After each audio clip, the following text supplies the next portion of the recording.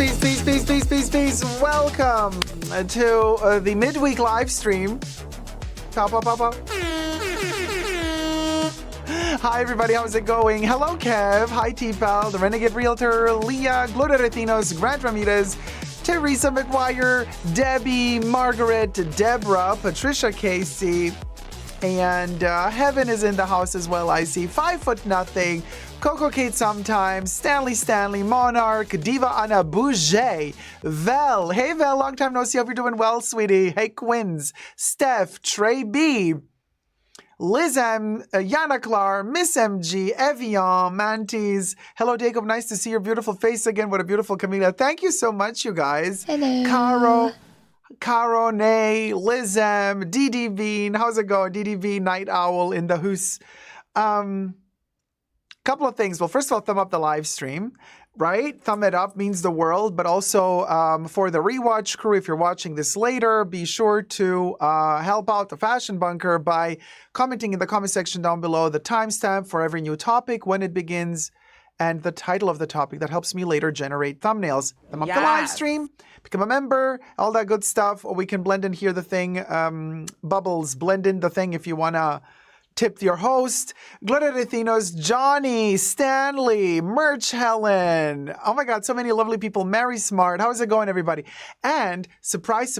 Well, several surprises today, but there's a surprise. I know that for a lot of you, it's super late. For a lot of you, it's super early. Some people are just waking up now. So the Fashion Bunker is universal. It's kind of global. We're all over the world.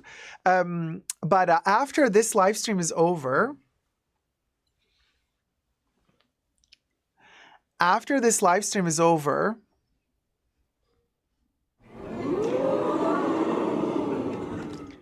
there's going to be another secret live stream.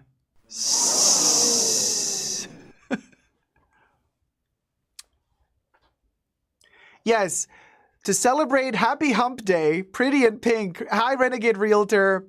To celebrate Hump Day, we are going to play some games. We're going to go to Totally Dacob. Believe it or not.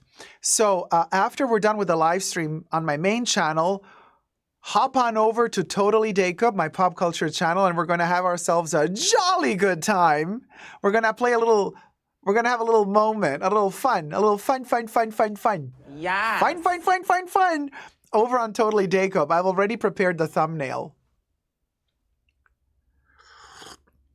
Hi, Ollie. How's it going? Thumb up. Yes, thumbs up. I'm getting the family ready for bed. We'll catch the replay of this and the secret live stream. We'll go. Hey, Zeitgeist. How's it going? T-Pal. Hi, T-Pal. I haven't been up till 4 a.m. since 2 years ago when you ran Marathon Live. Yeah, we'll go. We're going to do that today. Also, thank you very much for Blue Egyptian Lotus. How's it going? For complimenting my camellia. Yes, I started doing them. This is a paper camellia that was stuck to my Chanel shopping bag. Love the camellia, look great. Thank you, Vicens. How's it going? So somebody said, why don't you just draw on them? I'm like, you know what? That's what I'm going to do. I am going to draw on it. It took me about an hour to make because I wanted to have different shades of pink. I wanted to look like this. So I first, I used a highlighter marker in pink, and then I put it in water to kind of soak that ink or whatever that color was in the water. Then I dipped the camellia into the water, so the camellia got a very light patina of overall pink. It's paper. So then the paper was all drenched and wet. Then I put the paper in the, don't do this at home, but let's just say put it in the microwave very shortly to dry it up, which melted the glue. So then I had to recompose the camellia. Then it dried up again because it's hot glue gunned, these camellias, you know, that Chanel gives you.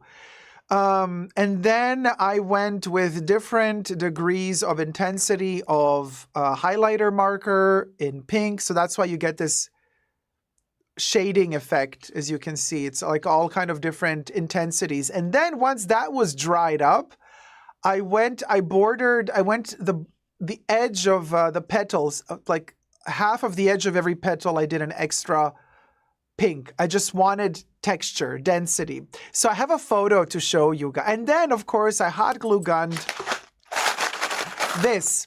Link down below if you want to get one as well. you know, Amazon affiliates link.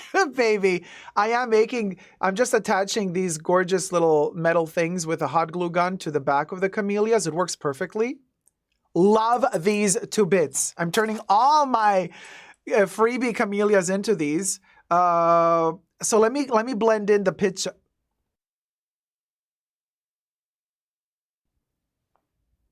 Let me blend in the picture. Oh, Alexis Lopez, love your hair, Dacobs. Thank you so much, Alexis. Let me show you the picture. I did a little close-up. Look how cute. Yes. I photographed it with the mirror, with the little Chanel mirror. So I took a photo. I mean, come on.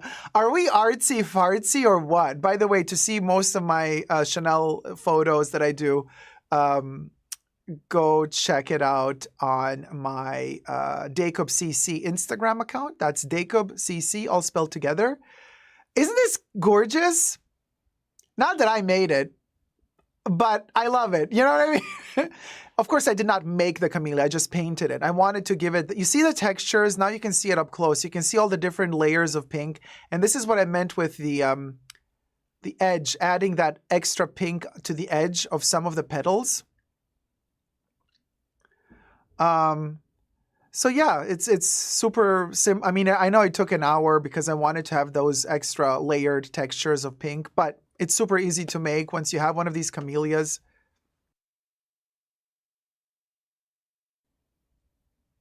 The most artsy-fartsy of them all, says Louis. Yes. Oh, Afke Art says, oh, that's lovely. Thank you, guys. By the way, my intention is not to make like a super sophisticated. This is my first painted camellia, so I just went for pink, easy peasy, easy breezy. And very, very simple. Of course, the more I go on, the more camellias I make in the future, the more, I guess, complicated they're going to become. This was just the first one. And just loved the little kind of wet effect of this kind of very, very delicate pink. Patricia says, you have a great eye. Can you accept my request to see your CC account? What's your, Patricia, what's your name? I think I already accepted you, didn't I? It's a private account. The Dacob CC is a private account because I don't want any bots or salespeople. If you're a reseller and stuff like, oh, I see. It's because you have no photos, Patricia, no face. Okay, but now that I know that it's you, I'll accept. Okay. Yeah, it's always sus to me when somebody requests to follow me and they have no profile picture, they have no posts in their account. I'm like, this is a bot. So I usually don't accept those requests, but when I know that it's you guys, Evian, what do you mean accept me to? Which one are you, Evian? I have an Evian that already follows me on Dacob CC. Are you another Evian? There's 2 different Evians, maybe.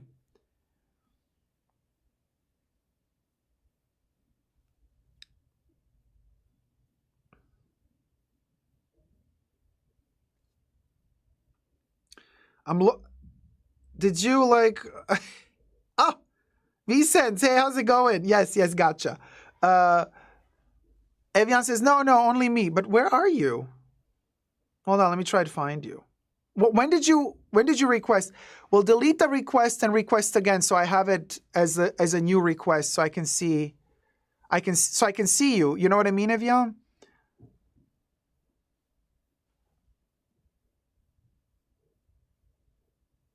Kev says, send the brooch to Lena as she needs to adorn her handmade ready-to-wear jacket. Right? Lena Nair. Oh, yes. We're going to talk about her, you guys. The Vivienne Westwood catalog is 64 euro. Really? I thought it was 65 UK pounds. So it's cheaper in euro than it is in British pounds? That's interesting. I know that's 65 pounds. Hey, Patrice, how's it going, sweetie? So where is the request? Evian, there is no request.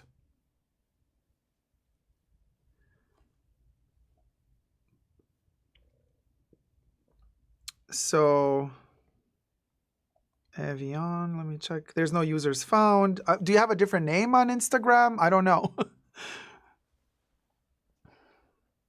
Thumb up the live stream, you guys. We only got 82 likes. Come on, let's get to 100 likes. We have some really fabulous topics today. And I need to see my chats. You haven't sent it? Evian, okay, so who is, there's a person who follows me on Dacob CC. Evian Youssef is already following me. Is that you? Or is that a different Evian? Thank you so much. I'll get going on getting my Insta. Yes, it's Evian. You already follow me. I already accepted your request. That's you? Okay. Like I said, you're already following me on Dacob CC. You're commenting on Dacob CC as well, honey. You're already following.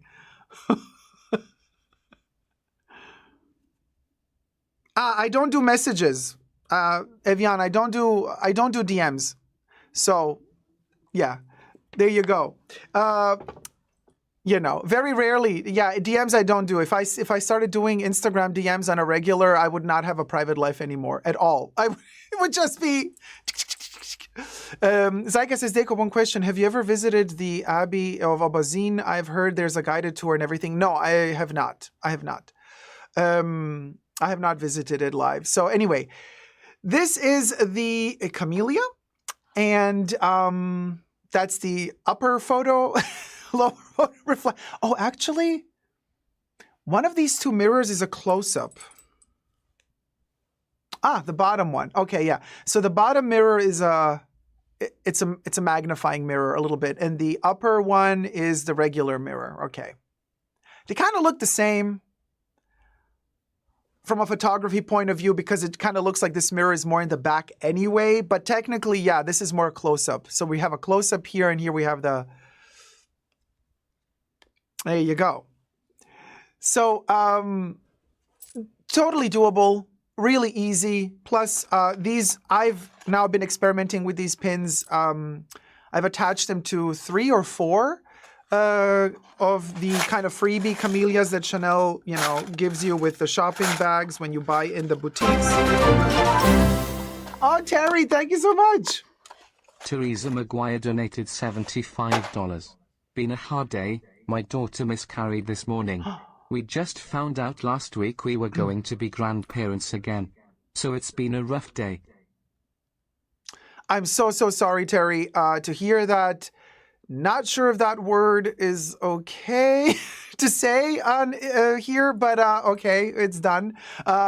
Let's, I don't know. Do we pop a cherry for this? Is terrible news. I don't know if this is even like, because we pop a cherry to celebrate, but I don't know if we can, I mean,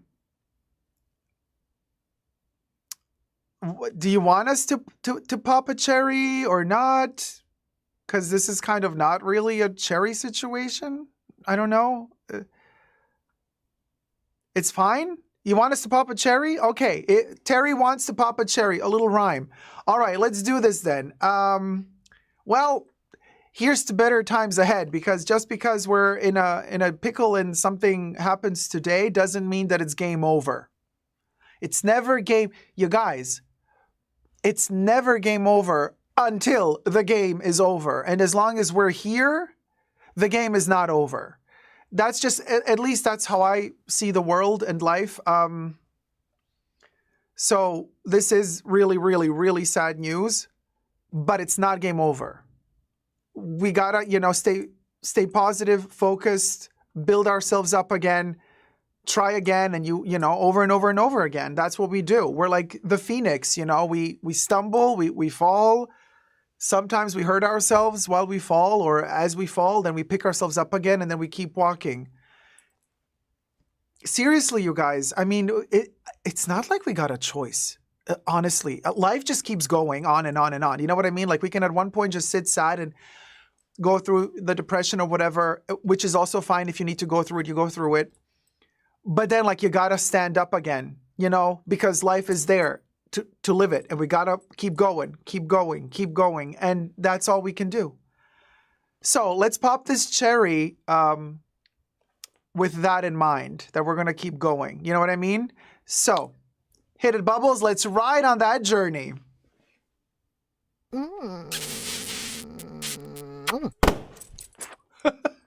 Well, we did it. Thank you so much, Terry. Lots of love to you, to hubby, and to the Dada. Better times ahead. Seriously. I mean, 2024, what can I tell you? What can I tell you? Terry says, better times ahead. My daughter has lupus like me, so it put her at higher risk of the pregnancy situation, right? But hopefully things will work out next time.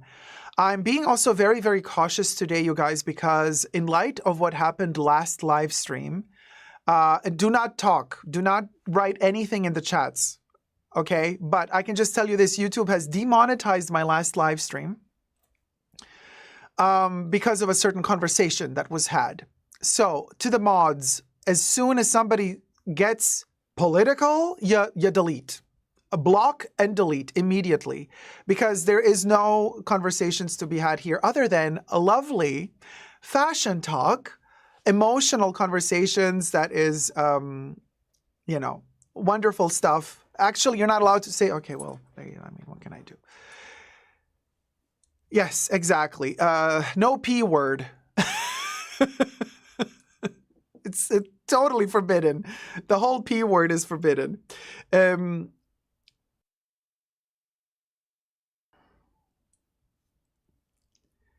And we just said the P word is forbidden, and Karina had to go and type it out.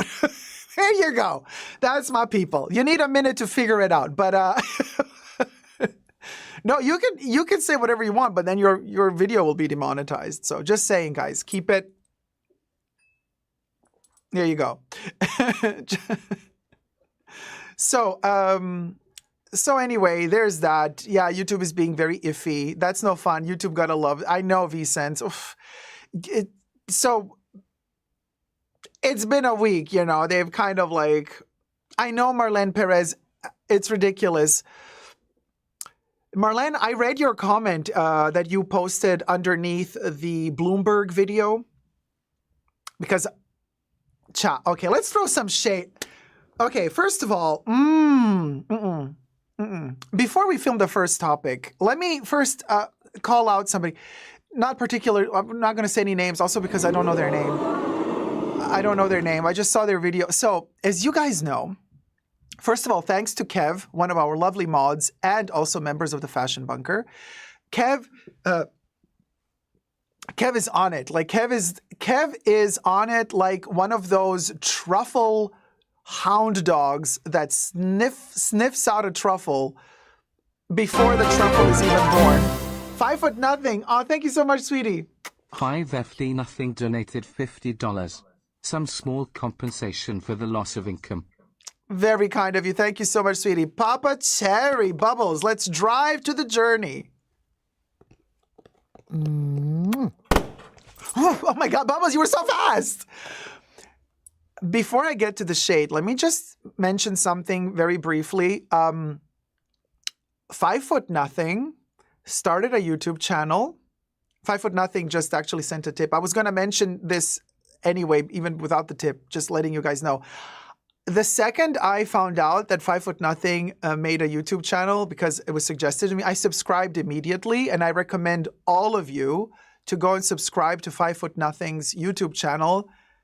Oh my God, the lady is incredible. First of all, love the microphone setup, everything. I mean, 5 foot nothing. She's sitting there talking. It's like fashion news. It is so, so, so fabulous.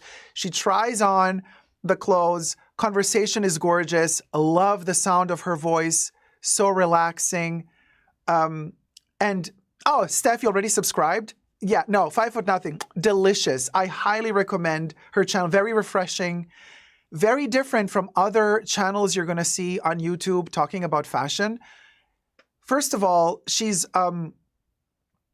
she's in that age category where not a lot of people make fashion YouTube videos. By the way, she's timeless. Okay, first of all. First of all, she's timeless. But I'm just saying she's giving wonderful tips to ladies, how to, coordinate stuff, how to make things work for you in a very, very elegant, sophisticated way. And not just, the 15 to 20-year-old somethings. Like she's going in the more sophisticated area, like the Coco Chanel age bracket. And very, very, very elegant. The style is gorgeous. Just the whole composition of the videos, really, really, really well done. Very, very well done. Love your channel, 5 Foot Nothing. I couldn't click subscribe any quicker. You know, when I saw 5 Foot Nothing YouTube, and then I saw one video saying like, okay, like, subscribe. Beautiful. Yeah, really, really nice channel. And so now back to the shade. Oh yeah, DD Bean. Yes, 5 Foot Nothing is lit. She's a must watch. I really completely agree. So I'm just reading the chats here. Honey Love says, Bloomberg deleted my comment underneath their video, the Lena Nair video. So before I get to that topic, which we're going to film, I just wanted to mention, no, 5 Foot Nothing. I'm not too kind. I'm not giving a compliment here. I'm stating facts. It is a wonderful channel. You have a wonderful channel. Wonderful job. Teresa McGuire. Teresa just subscribed to your channel, 5 Foot Nothing. Yeah, no, she's delicious content, you guys. Oh, Louis also just subscribed. Oh, thank you so much for subscribing, you guys, to 5 Foot Nothing. Patricia Casey says, yay, I was your 51st subscriber, I think, says Patricia. Just subscribe, says Evian. Oh, guys, thank you so much. No, 5 Foot Nothing. Delicious content. Melanie Rice also just subscribed. You see, this is what communities are for. This is what communities are for. Not to gatekeep your own personal little realm that you build up with your community, but communities are here to build each other up. So when we talk about each other, if there's something wonderful and positive and inspiring to say about each other, that's what you should do. That's how it's done. That's how it's done. Because there's no other way of growing. You can't just grow alone. Either we grow together or we don't grow at all. It's that simple. Hey, Athena, Chanel would absolutely love you, Dacob. Thank you. Coco would. Yes, I believe that. I would love her too, probably. Gloria says, exactly, Dacob, there's enough to go around. Exactly, there's enough to go around. And, DD Bean says, shameless plug. 5 Foot Nothing is going to be on my channel as a guest for my live at 11 p.m. Like, what is CST? I'm really bad with abbreviations. So come get to know her more. There you go, DD Bean. On May 23rd, 5 Foot Nothing is going to be on DD Bean's YouTube channel. So go subscribe to DD Bean as well, of course. And Evian says, I love you for that, Dacob. Can the creator create more humans like you? You guys, I mean, it's that simple. It's not like you're going to, by, helping out others and letting people know what you love, it's not like that's going to be detrimental to you. I don't know why people think that. I really ask myself often, why do people think that kind of just telling somebody, like sharing the good content with other people is going to make them lose viewers or subscribers? Like that is, there's no logic there. There's literally no logic there. People watch what they want to watch. You can give people the opportunity and you can tell people, hey, I could tell you as much as I want, go subscribe to this, to that channel, and you're going to go and check it out. But ultimately, you will be the person deciding whether or not you want to keep watching or not. Really, that's kind of how it works for all of us. When we like somebody's content, we stick around. When we don't like it, we're like, yeah, okay, not my cup of tea, and we move away. It's that simple. It's that simple. People are weird, Crazy Cat Lady Joe, right? But anyway, so now to the shady part. Okay, so there's this one YouTuber, and oh yeah, people are egotistical, David. It's called pride, right? So I not to be shady, although I'm glad to be shady. But so first of all, to say Kev, like I said, he is like that truffle hound. He's on it immediately. So Kev sent me, right before we started the live stream on Saturday, Kev sent me a link to the interview with Lena Nair and Bloomberg and Francine. And I'm like, Kev, wow, thank you so much. But darn, it's so close to the live stream. Now I have to do my research. I have to watch the entire interview. One of the reasons why the live stream was shifted to later was because because it was like breaking news. That interview was just posted a couple of hours before the live stream. So I was kind of watching the interview, reading the comments, taking screenshots of the comments. That video did have comments under it in the beginning. Bloomberg YouTube channel did have comments enabled for that video in the beginning. And so I watched the video and I prepared myself to do my reaction to the video and the review, and which is what we did in the live stream. And then after the live stream, my video went into post-production, and then about a day and a half after the live stream, my separate video with Lena Nair was posted as well to my channel. Interesting, however, how one YouTuber, okay, used a very similar lingo to my lingo and posted. Now, listen, let's just to be very clear. I'm not gatekeeping these news. I think every luxury content creator should make a video about this Lena Nair interview because the more we spread the news, the better. We raise awareness about being more intelligent consumers. So I'm all for people making videos about this topic. This is not my exclusive topic, not at all. But this particular YouTuber made a very clear point in their video to state, sorry guys for having a rushed edited video. I just really wanted to rush to be the first person to post about this topic. This, one day after my live stream,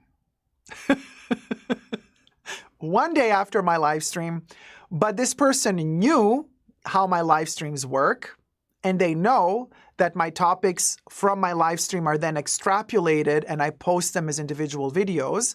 So this person made it a point to post their video before I post my video, but after, of course, my live stream. And I'm like, did you really have to say in your video that you rushed to make your video to be the first to post the video about this? Did you really? Did you really have to say it? I mean, just do it. Just make the video, post it, do what you want to do. But did you have to say it?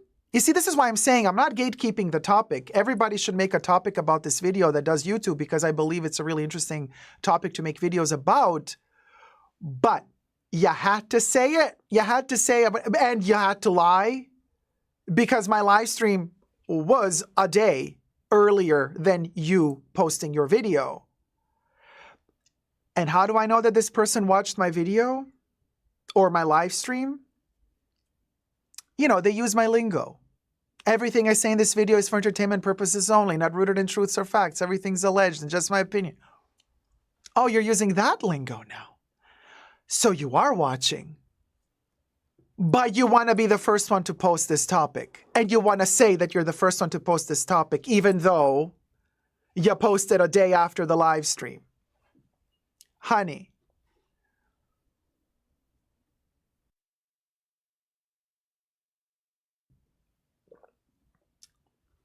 No. You know what I'm saying? Like, rats, Debbie, rats. And this is exactly Robbie and Lorraine, like me first.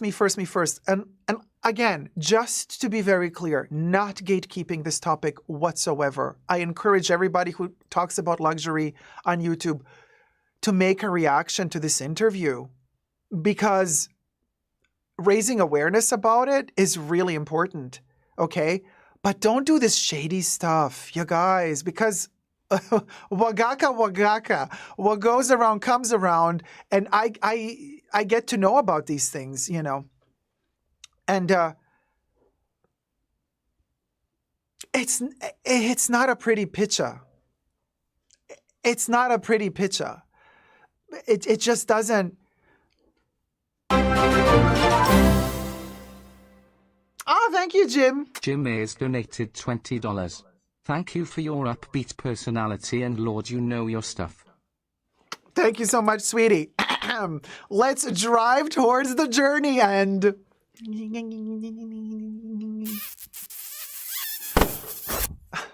did it, Joe.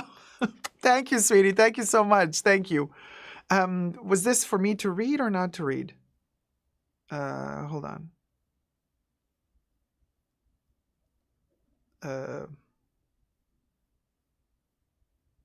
Yeah, I don't understand that. By the way, your review is brilliant. Oh, thank you, Leah. I loved it so much, so entertaining. They may be copying you, but no one does it better than Super D. Thank you so much.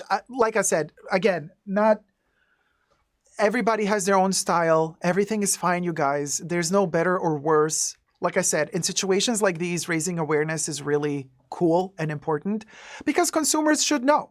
I think consumers should know.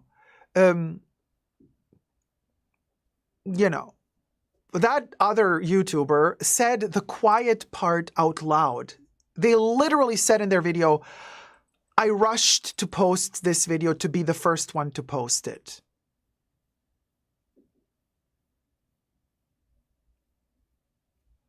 I'm not going to say who it is, but I can tell you this. This person claims that they're teaching also, like, marketing or economy. And I'm like, you're a professor and you behave like this? That's all I got to say.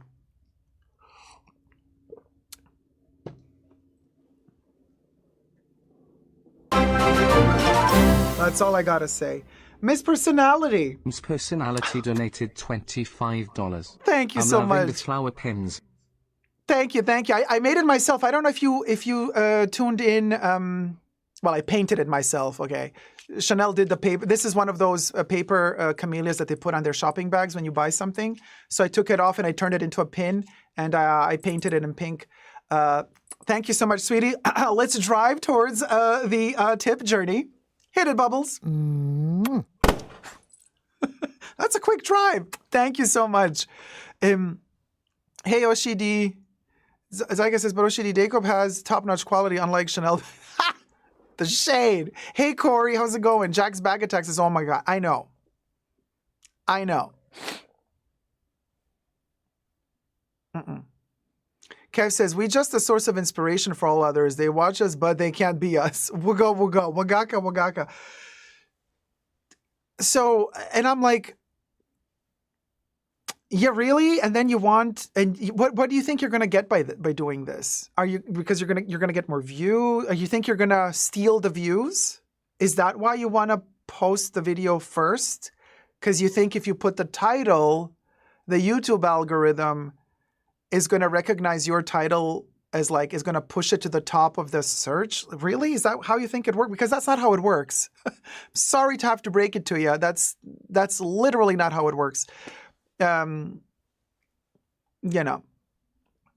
Wait, hold on. Terry says, me and my hubby watched your unboxing video earlier on Totally Dacob, and he said to watch out for the green fish ghoulie because he might try and eat Baby Yoda. Yes, Terry, and also the rat ghoulie and the cat ghoulie. I love them so much. They're so cute. So be sure also to check out my pop culture YouTube channel, Totally Dacob. Go subscribe there. By the way, secret live stream coming there right after this live stream. We're going to play some games on Totally Dacob right after this. So Debbie's going to cook dinner. Be good, everybody. She'll be right back. But Gloria Rathinos is with us and Kev as well. So they're going to keep an eye out on the chats. We got to be very careful because YouTube demonetized me last week. Crazy Cat Lady Joe says, I saw an old video of you in a beautiful blue and gold shirt from about a year ago. Do you still have it? Blue and gold shirt. Do you think it was maybe purple and gold? It just translated as blue on camera. Did it have the gold squiggle? Because if it had the gold squiggle, you're maybe talking about my Vivienne Westwood pirate shirt, which is kind of like a royal purple, royal blue, purple blue with gold, with a squiggle.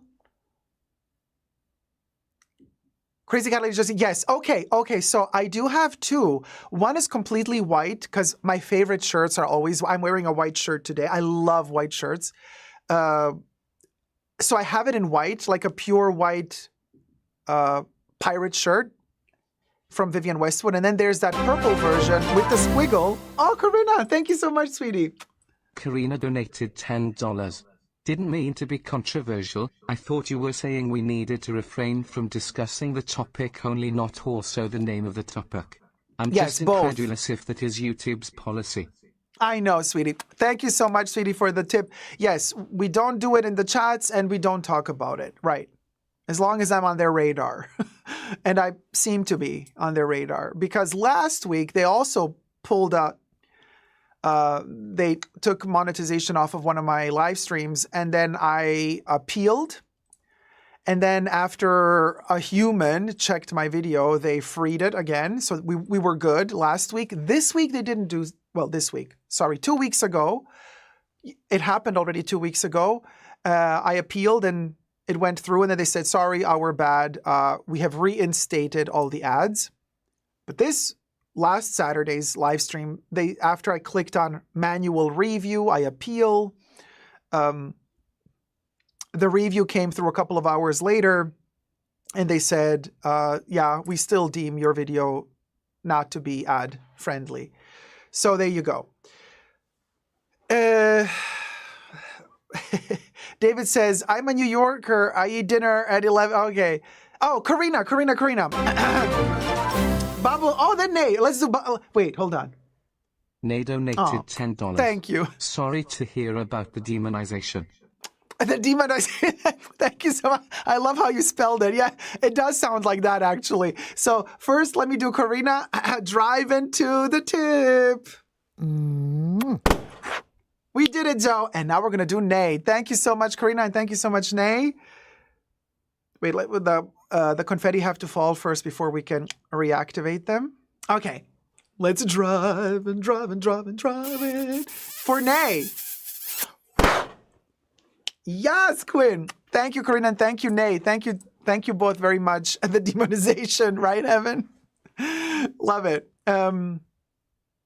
So I don't think it was Chanel, you guys. It was so just letting you know. I don't think it was them. Also because my video that I posted about my review of the interview with Lena. Nair, wait, is it Lena or Nima? Lena. Oh my God, I totally forgot her. Nima? Nina? Lena Nair, right? It's Lena. Lena. That video is still monetized. So it wasn't Chanel, you guys. It definitely wasn't. In my opinion, at least. Of course, everything I say in this live stream is for entertainment purposes only, not rooted in truths or facts. Everything's alleged and just my opinion. Obvi. But we're going to be repeating it several times today. Good evening, Xavier Gray. How's it going, sweetie? 5 says, great word to describe it. Definitely. Definitely. I mean, right? Definitely. Yeah. Evian says, in my Chanel beauty boutique, they never put a camellia on the packaging. Isn't that weird? Just wondering. The only time was last Christmas, and I'm a regular customer. Sometimes they don't have them. I don't get a camellia in every bag either. Sometimes. So anyway, it's so sad, though, as soon as you'll be afraid to say anything. Well, Heaven, it's a challenge. This is not the first time that we've gone through times in history where there's like censorship and stuff like that. So it's a challenge, and I'm up for it, you know. You just, you become more clever and you find other ways to read between the lines, and you find other ways to express yourself that your, you know, community understands immediately what you're saying, but you say it in a way, you know what I mean? So as long as I'll be talking, okay, as long as I'm talking, I'll find ways of expressing myself, you know. I mean, just a couple of years ago, you know, we had to start saying candy cane instead of something else, you know? And we were totally fine. Like within 1 or 2 live streams, the whole community in the Fashion Bunker knew exactly what candy cane meant. And we just still call it now candy cane. Like, oh man, I'm going through the candy cane again. And personally, I actually prefer calling it candy cane than the other word. The other word is just so blasé. You know. Oh, Closet Hunter, is the Louis Vuitton agenda worth buying? Oh, DD Bean, my love, thank you so much. DD Bean donated $20. Let me rush to be the first to tip you like after 5 people tipped before me for the demonetization video. Thank you. Didi, I see what you did there. Thank you so much, Didi Bean. Yes, Didi Bean was the first to tip. Yeah, there you go, Didi. You learned from that other YouTuber. Yes, let me drive the first time towards the tip.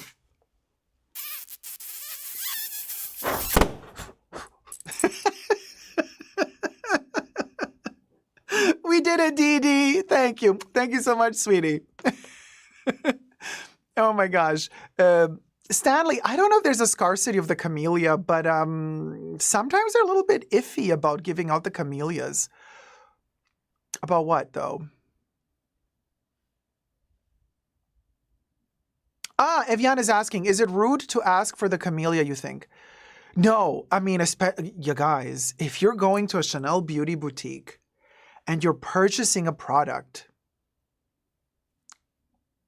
now, these camellias are not that small. So if you're purchasing something really tiny,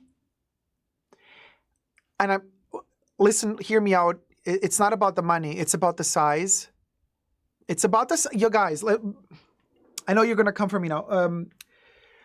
The Chanel No. 5 Extrait is super expensive, but it's very tiny as well. So it's not about the money. You know what I mean? It's about the size. So if you buy something small, even if expensive, they're going to put it in a very small bag. The very small bag is too small for the camellia. Bear that in mind. So sometimes that's an issue. If you purchase a bigger, size matters, you best believe. If you purchase a bigger product, the price doesn't matter again, and they put it in a bigger bag, then that bag warrants a camellia if they have it and they want it. Now, if you bought something that fits into a slightly bigger bag, by all means, like tell them, hey, I've seen these beautiful bags on Instagram, with these camellia. Do you have a camellia? They're paper, just mind you. Like this is a paper. This is not, it's paper, okay? Just to be very clear, you guys, this is not like some fancy schmancy textile. It's paper. But then ask for it, Grace Chen says, I didn't think about the size of the bag. Yeah, because Grace, you know that they have the teeny tiny, and this is also sad in a way because my favorite Chanel bags are the tiny ones. They're super rare, super rare, because usually the boutiques don't order the tiny bags because, it's like really nothing fits in them. But they are so cute. So I prefer the tiny bag, but I know when I get the tiny bag, there's no camellia. But I have, at this point, more camellias than I have tiny bags. So whenever they do have a tiny bag, I'm like, please give me the tiny bag. It's so cute. Trust you me, or believe you me, in all of these decades, okay, in the hundreds of years that I've been buying Chanel, I have only collected 7 tiny mini bags, maybe 6 or 7. That's it. Like, I've only ever in all of these years got 6 or 7 of those tiny bags. They are rare. I love them to bits because they are just adorable. They are perfection. Okay. Grant says they need to introduce mini camellias. That would be so cute, Grant. I want a mini camellia.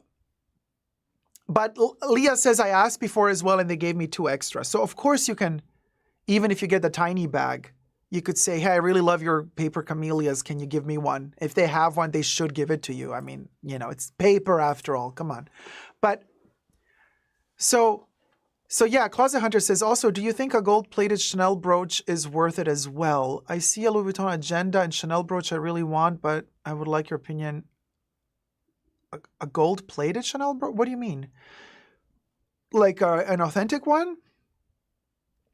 Like second hand? What are we talking about gold-plated Chanel brooch? Chanel plates a ton of stuff with gold, so but I do have the Louis Vuitton agenda, and I love it. I have the small one. I use it a lot. Yeah. So you need to know someone who knows someone, Heaven, for the mini bag. Yeah. Oh, Yana Clar. Okay, the tiny bag for the samples, that's adorable. Well, usually for the samples, they give you a little pouch, which is also cute. Do I have a pouch here somewhere? I probably do. I think I have in here. I have the older pouch right here. I say older pouch because they've updated them. So they used to be nylon, but now Chanel is going sustainable. So now they're turning them into cotton. They're all cotton now. But they used to be, you know, mine is all like twisted like this in the packing cube. But it does have a little Chanel logo on it. And they used to be this nylon material. ASMR. Okay, but now they turned them all into cotton.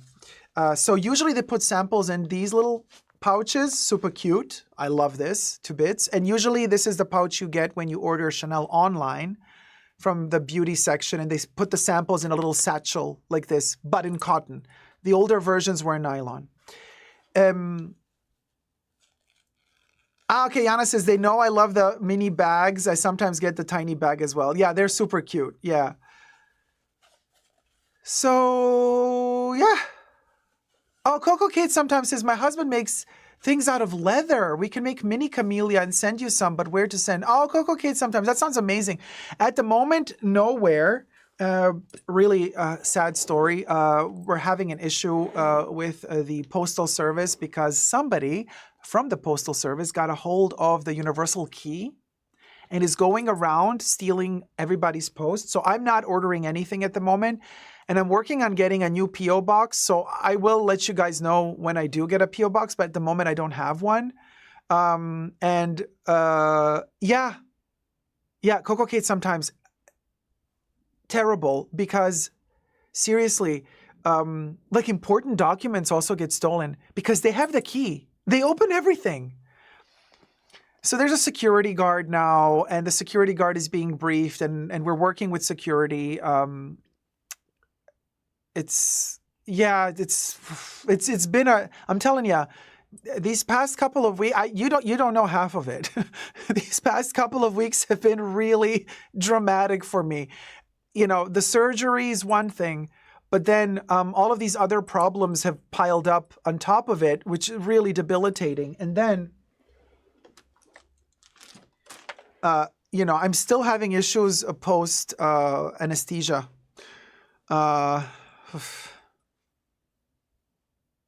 Yes, the P.O. box, another word we should not mention. Vicent says, I have a bunch in storage from my Chanel days. Whenever you get a P.O. box, I can send you a stack. Oh man, Vicent, so kind. Thank you. I have had the craziest dreams ever since my anesthesia. I'm sure it's connected, at least for me. Like something is weird. It's very, very intense. And because, let me phrase my words carefully here on this platform. So once before the operation, once they administered the painkiller and then the anesthesia, right? They're like, okay, now you're going to start to feel a little woozy, and then you're going to be knocked out. And then, after the operation, you'll be fine. After 2 hours, you'll wake up, blah, blah, blah. Cha. Okay. First of all, I was gone in 2 seconds. You know what I mean? When they injected I was gone. And 2 hours later, 3 hours later, they're like waking you up. But you guys, I was gone in a way, like I was gone. There was no void, emptiness, like, I feel how it is to be on the other side. No, I'm telling you, like you're gone. Gone. And when I woke up, I realized it's this easy to, you know what I'm saying? And I was like, my whole body, my essence, my soul, my logical thinking, it's like my soul felt like it's over. But then 3 hours later, I wake up and it's not over. So the body is alive, but the anesthesia did something to my psyche where my soul felt like it's over. So now I have the feeling all of these weeks, and I'm telling you this because I believe that doctors and hospitals should really have a system in place for us patients, because doctors, they all tell you, you'll be fine. The anesthesia is going to wear off. You're going to pee. You're going to get the toxins out. You're going to be fine. But you're not fine. I'm not fine. And I think they should put in place a sort of like a post-anesthesia like counseling. Because I have the feeling that my soul and my psyche, they're still kind of out there, and they're kind of slowly getting used to the idea that the body's actually still alive. It's like I was split, and now I'm kind of trying to merge again. Disconnected, that's right, Gloria. And I feel this, and I see it in my dreams. Like I have the weirdest dreams, and I'm not on painkillers at the moment. Somebody asked earlier. No, I'm not, because I'm not in pain at the moment. But I feel the disconnect between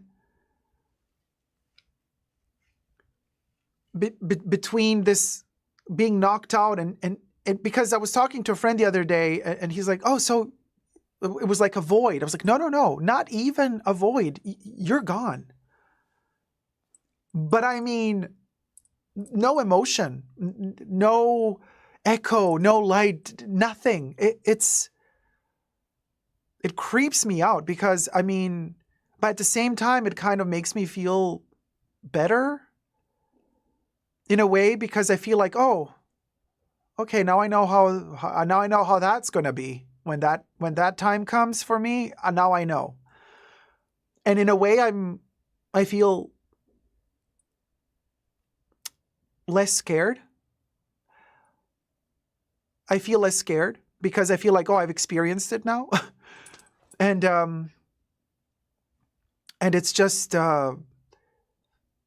such a bizarre feeling because, like I said, I'm trying to reconnect the psyche, the soul, the mental part with the physical part again, and that's where I feel my body's challenged. It's taking time for this to connect, for all the pieces of the puzzle that is me to reconnect again. I feel like all the pieces of the puzzle were disconnected when I got the anesthesia, and now we're trying to reconnect the pieces. Hey, Saya, how's it going? Hey, Dacob, my love. Sounds like prolonged astral trajectory. The soul needs to find its way back. Yes! Saya, you nailed it. That's exactly how I feel. That's exactly how I feel, you guys. And I can tell you that I feel this way also because of the dreams I'm having. I've never in my life had such vivid dreams of other places, of other situations, of instances that are so crystal vivid clear. It's like my soul is in another place. And then I have to battle for it to come back to me when I wake up in the morning. Like, no, I'm still here. Come back to me when I'm waking up. And the vivid memory of this insane dreaming, like last night, I'm going to make this very short. I dreamt that I was in Rome, ancient Rome, but also the future of Rome, where apparently archaeologists have discovered that there are two ports. I mean, the dream was so detailed, I can't even. There are two separate ports in Rome that have an astral connection. And you can only understand how the two ports are connected if you look at the stars. The two ports were submerged by water, a little bit like Atlantis, but not really. And apparently, turns out in the dream that archaeologists have discovered that there is an entire Rome, an extra city hidden underneath the water of Rome. And they found secret entrance passages within these ports that are partially covered completely by water now. And they're trying to find the access to get into the underworld of Rome, where these ancient cities that were built before Rome was built actually still exist. And I see all of this in my dream, everything. I see the port, and I'm flying like a bird, right? So I'm seeing it all from above. I see exactly the position of every one of the two ports. I see how they interconnect. I see how they connect with the stars. And then I am in the port, and I can see the access underwater, the secret access underwater to these huge cities that are hiding underwater, that have been covered up by water for millennia. Y'all, I mean, every night, every time I sleep, it's something that deep and that intense. Everything since my surgery. And I don't forget the dreams. I also kind of remember them. You know how sometimes you dream, you wake up and you're like, and then slowly the dream is gone. You forgot about it 3 minutes later. No, these stay with me because they're not just dreams. They feel like I've lived it. You know, it's like a memory of something I've really lived. Cha. T-Pal says, your third eye has been opened. I think something like that maybe is also what might have happened. Hey, Marie-Antoinette, how's it going, sweetie? Oh, Gloria Athena says, wow, I love this. Now that is a cool dream, says Terry. God, it does sound like astral projection. I mean, I don't know what it is, you guys. This is a whole sci-fi trilogy that needs to be written, Dacob. Oh, nay. I mean, I was excited in the dream. I wasn't scared, but a part of me kind of knew. Oh, hold on a minute, I'm traveling here. You know what I'm saying? Marie Antoinette says, for the first time I felt so great because of Chanel, because normally they are not gifting me a paper Camille, and yesterday they have gifted it to me. I felt like I'm special for a second. That's awesome, Marie. Now you have to paint it like I did this one. Or leave it white if you like the white one.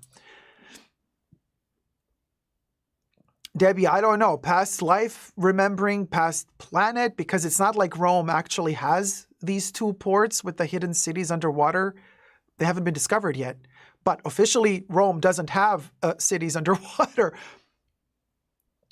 Ah, there you go. Terry says, hubby has also been having crazy dreams since surgery a week ago. Yeah. Hi, Rosha Kishki. Eerie but fascinating and beautiful, your dreams. Oh, thank you. Yeah, and then the night before I dreamt of butter.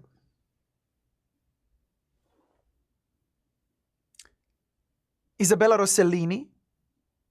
And Isabella Rossellini wanted 28 euro to take a photo with me and my mom. The dream is much longer than that. But she was running after us because we didn't want to... When we found out that she wanted that money for the photo, we're like, Isabella, seriously? Because she was sitting next to my mom at an event, at a lecture. Somebody was reading from a book, and my mom sat down, front row. Isabella came later, sat next to her. Then I was watching from a distance. I was behind a tree. It was summer. And I rushed to my mom and I whispered in my mom's ear, I'm like, Mom, you know who's sitting next to you, right? And my mom turns to me and says, it's Isabella. I'm like, okay, good. And I'm like, I go back to my tree and I think to myself, oh, it would be kind of nice to get maybe a signature, an autograph from Isabella Rossellini. I'm like, I have my Madonna, the S book, can't even say that word anymore. I have the book that Isabella was in, but then I thought in the dream, but I'm not going to take the book because I remember an interview that Isabella gave in the early 2000s. She said she felt used by Madonna, so she was not happy about what became of the book. Apparently, I don't know if she changed her mind today, but then I thought to myself, okay, I'm not going to take the book because maybe she doesn't like the book. So maybe I should take David Lynch's Blue Velvet. Maybe I should take the Blu-ray and have her sign the Blu-ray. But then I thought to myself, I haven't watched Blue Velvet in 5 years. Or 4, so I might not remember every scene. And if she quotes a scene and I don't remember the scene, then I'm gonna, it's gonna be cringe. So maybe I should not take the Blue Velvet Blu-ray. So I'm like, the whole dream is me trying to figure out how to approach Isabella Rossellini without offending her, but also at the same time giving her yeah, making her feel comfortable, with me. And then by the time I was contemplating how to get a hold of Isabella Rossellini for at least a photo, the lecture had ended. My mom stood up and was waiting. Another family took a hold of Isabella and were taking pictures with Isabella, and Isabella was posing with them. And so I walk back to my mom and I'm like, Mom, so are we next for the photo? She's like, yeah, but Isabella wants 28 euro. I'm like, really? She's not even at a convention. And then I started talking out loud to my mom. I'm like, you know what? Like if we were at some like convention, like MovieCon, and that's where they earn their money, they have their little booth. The actors and actresses, they have their booth. You pay them $40-$50 for a photo and an autograph, or just the autograph without the photo, or just then there's a combo pack. That's how conventions work. And I'm like, but she's just like here privately chilling with people and she wants the money. I'm like, Mom, let's go. I don't want this. I find it really vulgar of her. So I'm like, I don't want a photo anymore. And my mom and I start walking, and Isabella sees that we're leaving, and she kind of like starts following us. I'm like, Mom, we gotta run because like I don't want this photo with her. And she wanted the money. Isabella started running after us like there's no tomorrow. I'm like, Mom, no, we got to run. And so Isabella was chasing us, and then I woke up. That was the dream I had the night before tonight. Liz says, I've had several surgeries, and now that you mention it, sometimes I resist sleep because I know I am in that phase of dreaming drama. There you go. I'm not the only one. At least we are not selling feed pics yet, right, Kev? No, we're not there yet. Or are we? Marie Antoinette says, I do love it in white, but I am so aware of staining it because I know myself, I will forget that it's a paper camellia. I will forget that it's on me when I refresh my perfume. Ah, yeah, so you can spray so probably just going to stare at it. And Steph says, surgery abruptly changes consciousness, hydration, electrolytes, level of stress, etc. as the body attempts to reequilibrate its physiological imbalance. That lends itself to vivid dreaming. Yeah, that's exactly what I'm going through, Evian says, you need to look up what water doors and photo means in dreams. Check it out. It's very interesting. I usually Google my dreams and very often it makes sense. Yes, I do too. But then depending on which belief system is behind it, sometimes I get different like meanings for the same thing. So Leah says, overthinking everything just to find out you need to pay. The story of my life. Yes, that's exactly what happened. Isabella Rossellini was running after the bacon, honey. She wanted that bacon. So there you go. Emotion engine. So Isabella Rossellini is your sleep paralysis team. I don't know what she was, but she was definitely, she was there. She looked beautiful in the dream. And there you go. So anyway, let's do the first topic, y'all, because I just blabber on. I have never, no, Zeitgeist, I've never dreamt of actually talking to Coco. Like, but I have this theory that maybe I met her in a dream, but she was in disguise. So she didn't look like Coco, but it was her. But I never met her as herself in a dream. You know what I'm saying? This is like, you know what I'm saying? Butter.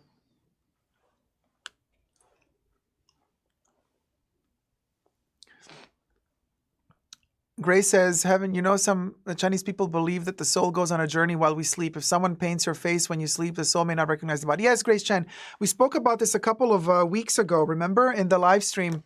And I said, be careful. Don't go to bed with makeup on because the soul leaves the body to go traveling. And then when it comes back, you have makeup on. The soul might not recognize the face. Always take your makeup off before you go to sleep, just to be extra safe.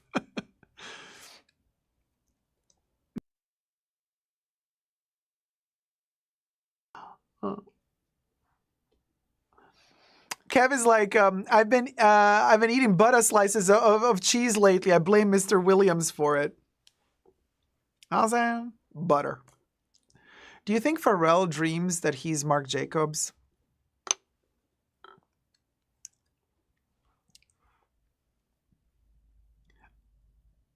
Oh my God, I so want to say something, Saya. I mean, he dreams of something with Marc Jacobs.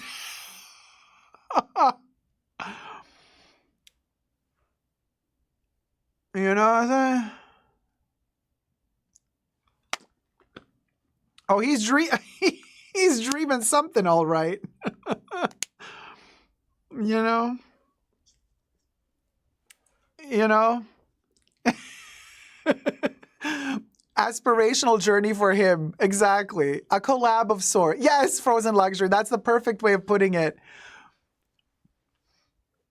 Now we know. We have candy cane and we have a collaboration of sorts. One hair was too long. Just had to trim it. So there you go. Yeah, Heaven. I also used to think that Marc Jacobs was so cute when he was like skinny and geeky and dorky.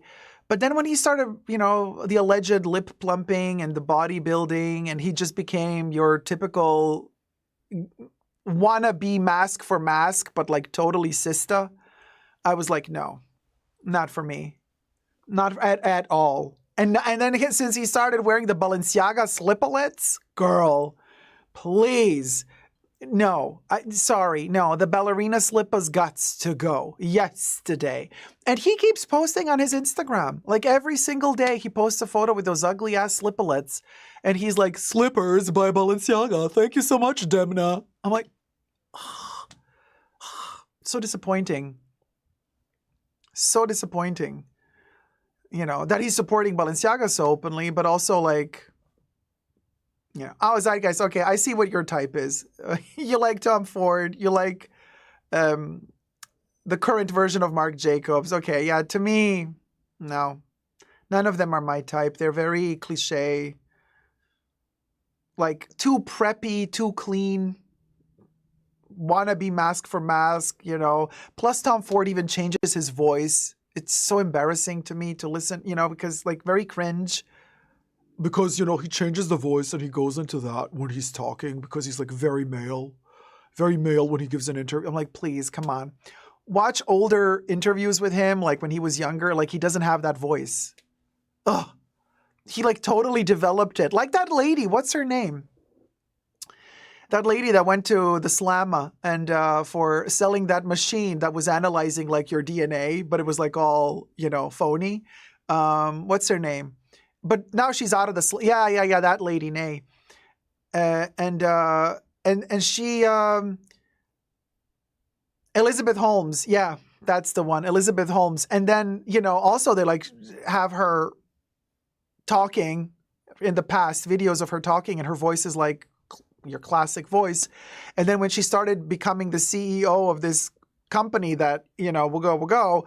Like her voice went really deep and she started wearing, you know, the turtleneck sweaters and she was like insane. And then, you know, so weird. She tried to be Steve Jobs. Yeah, Grace Chen. Yeah. The turtlenecks, the black turtlenecks. So Steve Jobs. I know.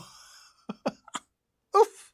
So to me, that's like when I see Tom Ford, like, I kind of see Elizabeth Holmes. I'm not saying that, you know, he's a phony or anything. I mean, he did wonderful fashion. At least for Gucci he did, in my humble opinion.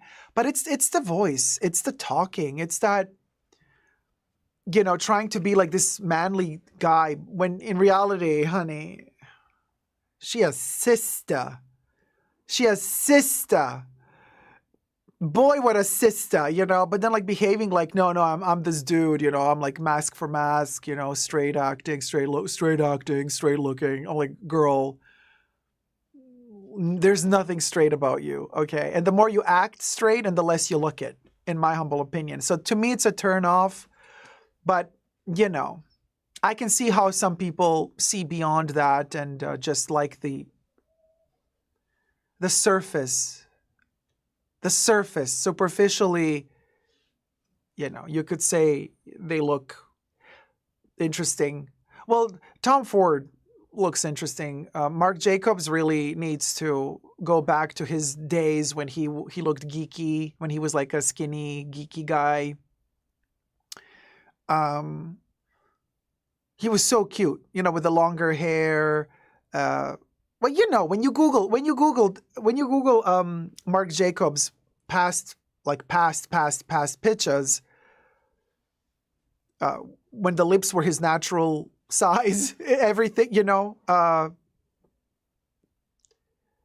and there was no like pectoral muscles. He was just geeky, nerd, like a nerd vibe. Loved that. Loved that.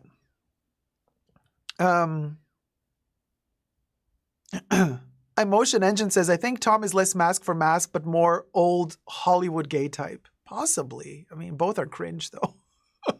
To me, personally, and allegedly. Yeah, when Mark was grunge, Saya, that was also a vibe, definitely. Hey, Mrs. Lily Joe, good morning. Steph says, the older I get, the more I appreciate a black turtleneck uniform. Too lazy to curate outfit of the day anymore. I'm totally fine with that, but like, maybe keep your natural voice. You know, I love nerds too, Heaven. Would love to hear what you think of Tom Ford's films. Ugh, please. They're just prolonged photo shoots that have been, you know, ad campaigns that have been filmed in 1.5 to 2 hours. Like, it's a prolonged ad campaign, you know. No. You know. Stephanie M says, would love to hear, oh, sorry, just read that one. Zyka says, I gotta say also like Daniel Roseberry. Oh my God, really? Zyka, okay. So I guess this is what, are you Gen Z or Gen Alpha?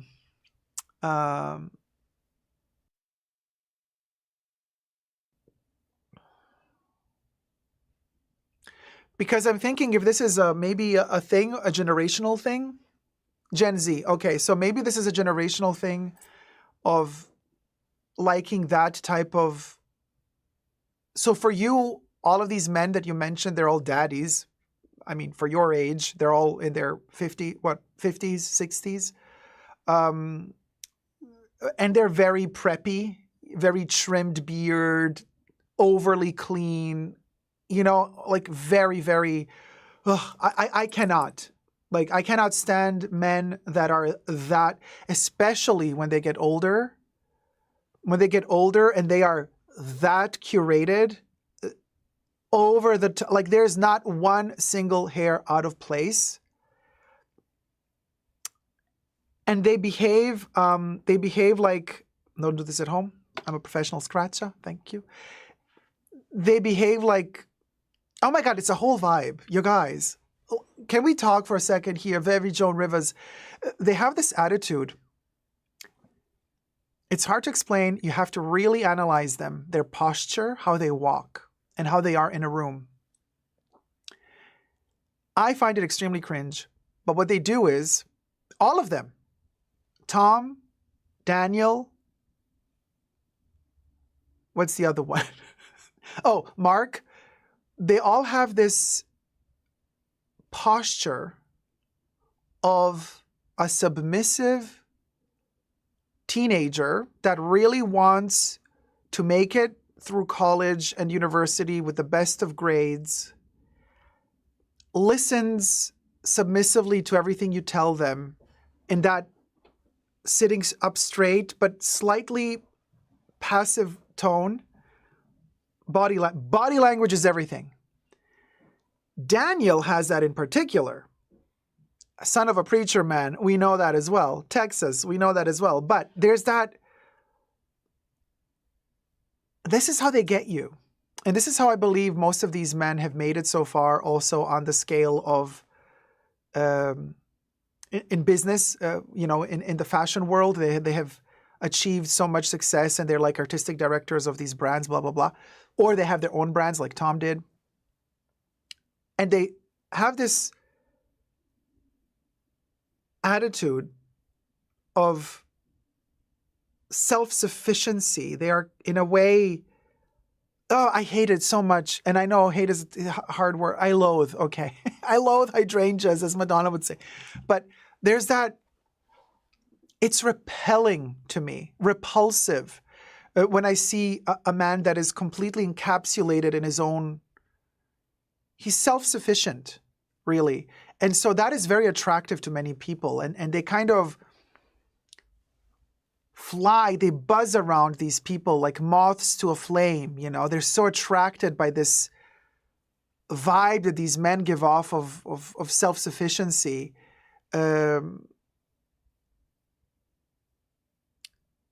Anyway, and I see that in the behavior, you know, how they sit, how they stand, you know. You're not gonna. And to me, it's frustrating because to me, that is psychologically connected to some form of inferiority complex that I believe these people have. It's just my opinion, obviously. Not the truth, but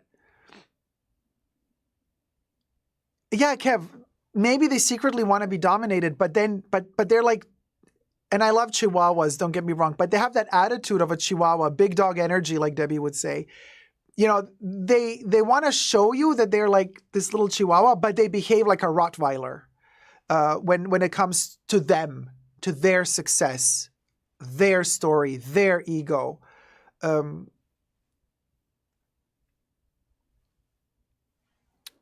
know. And I don't like that unbalance. It's very unattractive to me.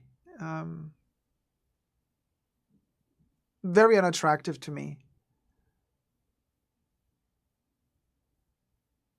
On every level, really. Just to look at them from a distance, unattractive. To communicate with them, unattractive. You know, some people are just really beautiful to watch. Okay, they exude no sexuality to me. Like some top models, like male top models that are like considered, you know, sex symbols of their time. To me, they have nothing erotic about them. They are just beautiful to look at because they're very symmetrical. Like these hyper symmetrical faces, skinny noses, perfect shoulders. They might be muscly or not muscly. But when a model is a model, a really, really beautiful, whether they be female or male, when they're that high up in beauty standards in terms of proportions, then to me, there's nothing attractive anymore about them sexual. There's no tension. Everything is just so sublimely aligned that you do look at them and you look at them gladly and you go, oh, wow. You get kind of hypnotized by them. But I never have that attraction to kind of, okay, let's do something more with this. Not at all. The people that I'm attracted to are always the ones that have tension. There is something that keeps me guessing. When I look at them, I can never figure them out. They're not perfectly aligned. The symmetry is not perfectly there. There's something that is off.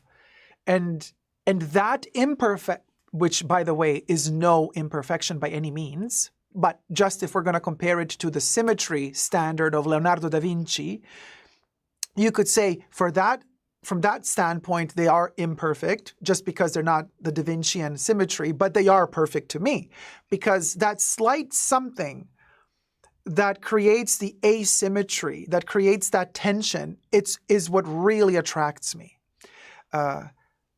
Because I don't get bored of it. Beauty, pure beauty, perfect beauty is extremely boring. You understand what it is. The perfect equation, the ratio, it's mathematically clear. It's physically clear. The science, you learn the science. Once you've learned the science, there's no mystery. There's absolutely zero mystery. And when there's no mystery, there's no attraction. But when there's a mystery, then things become interesting, And also I'm a hunter. I like to have a challenge of sorts in front of me, an aesthetical challenge, if you may. So yeah, I don't know. I feel like beauty for the sake of beauty is handed to you on a silver platter. Boring. But that asymmetrical form of tension of beauty is not handed on a silver platter. It's a wild animal in nature, and you have to go find it out, hunt it out, like a hidden treasure. Manti says, I couldn't agree more with you, Dacob. Well, there you go. So I hope I was clear enough in the way I was explaining this. Heaven says, this is why I like my tall nerds. Right? Oh, Coco Kate sometimes says, thanks, Supadi. I just got rid of my complexes.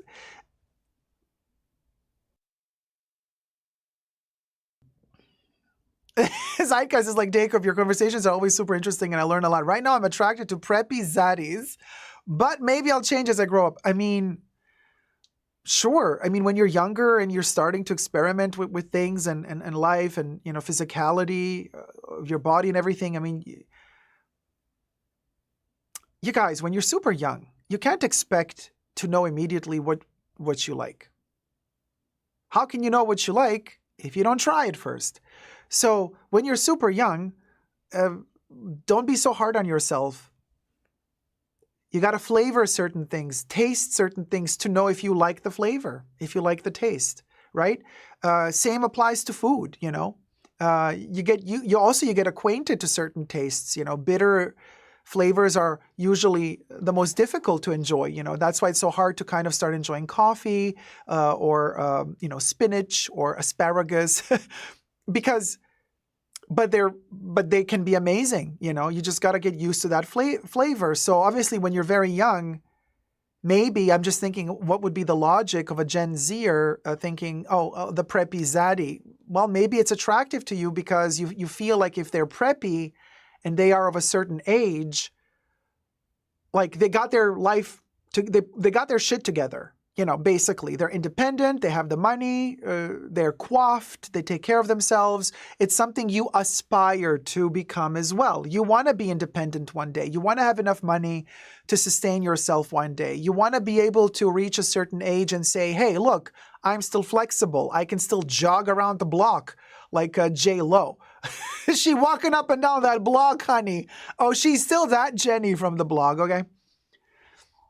So maybe when you're younger, you aspire towards that. So maybe what you're thinking is, especially for gay kids, it's particularly interesting because you're attracted to your own sex, right? So in a way, you're mirroring, you're projecting onto them what you want to be. You know, it's a very, very particular thing. And I'm saying this out of personal experience because growing up, you know, as a gay kid, I also projected a lot. It's different when you're straight, if you think about it, because if you're a straight young male, you project up to a certain degree onto women, but it's a different sex. It's a different expectation altogether. So it is very fascinating how growing up works for homosexuals as opposed to heterosexuals. The experiences are slightly different. The expectations are also slightly different. At a certain point in time, I do believe when you get older, these expectations kind of go closer together. At a certain point, you're going not fully, but almost parallel. You know, that's where kind of the straights and the gays meet at a certain point when you get a little bit older. But when you're younger, the experiences are different. The expectations are different, and the projection is different. So I do believe that for Gen Zers in particular, if we're going to go psychologically into this, I do believe that the times we're living in are really full of uncertainty. Economically speaking, you know, we don't know what's going to happen soon. Plus, I do believe that younger generations have the burden of technology, which, you know, if you were growing up in the 40s, 50s, 60s, 70s, 80s, and up until the mid-90s, you did not have tech. You did not have the internet. You did not have the smartphone yet.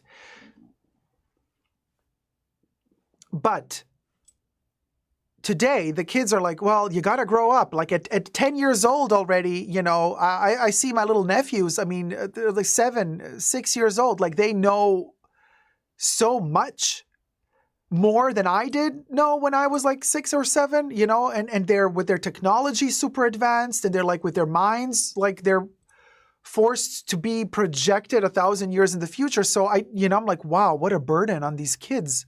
They're not kids.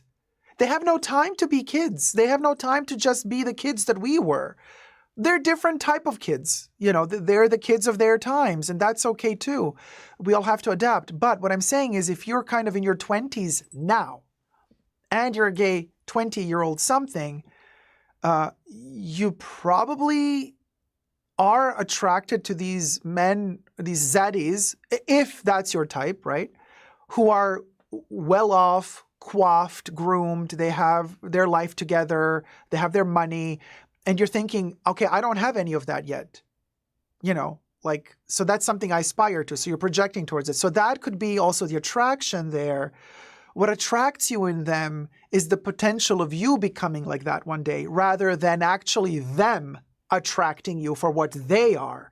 Because in the surface, if we look at, you know, Marc Jacobs, Tom Ford, or the Dinkleberry, you know, you might say, wow, they're so coiffed. They got the, you know, they have the jawline that can cut you. You know, they feel so virile in a way. But then once you get to know them, who's to say? Who's to say that once that magic and that illusion that they love to project into the public social media stream, once that is gone, once that veneer of illusion is gone, when you actually get to spend private time with them without cameras on, and once you get to know, do they still project that same attraction or not? Because I've had my fair share of those experiences as well when I was growing up. And once you get to know these people, most of the time they really disappoint you. They really disappoint you because they turn out to be the people with the biggest psychological issues, total nut jobs behind closed doors. And you just go, oh, well, yeah, okay. Well, I didn't see that one coming. On the other side, on the other hand, the ones, the shy ones, the silent ones, the ones you never really considered because they do not physically shine, those are the ones that behind closed doors turned out to be the most interesting and fun to be with. This is the only instance of the TV show Sex and the City where I really, really thought the writers were really, really brilliant. And that is when Charlotte met Harry and got together with him. I was like, this is the actually, that's the only part of Sex and the City that can be comparable to real life of us people, normal people. Everything else is a fantasy in that show. Everything is like a glamour, darling, you know, let's fake it till we make it, darling. Let's max out our credit cards. I blame Sex and the City for having maxed out my credit card many a times.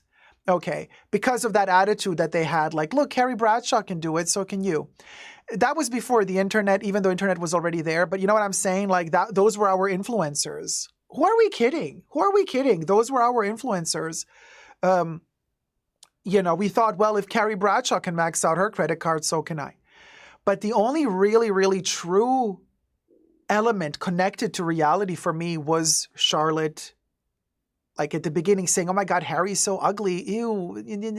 But then once she got to know him, she was like, wow. Okay. That to me was honesty. That to me was like the really, really true moment of Sex and the City.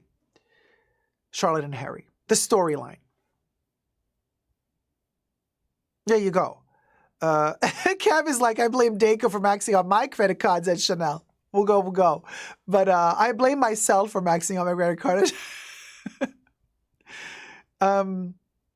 So there you go. So we did a little, I don't know if this was boring to you. Thumb up the live stream if you're enjoying it. I don't know if this topic was like, did we lose all our viewers? Was I boring? Was this like not interesting to anyone? I thought it was interesting. I don't know. Maybe this wasn't. Let me know now in the chats. Like, was this like a we'll go?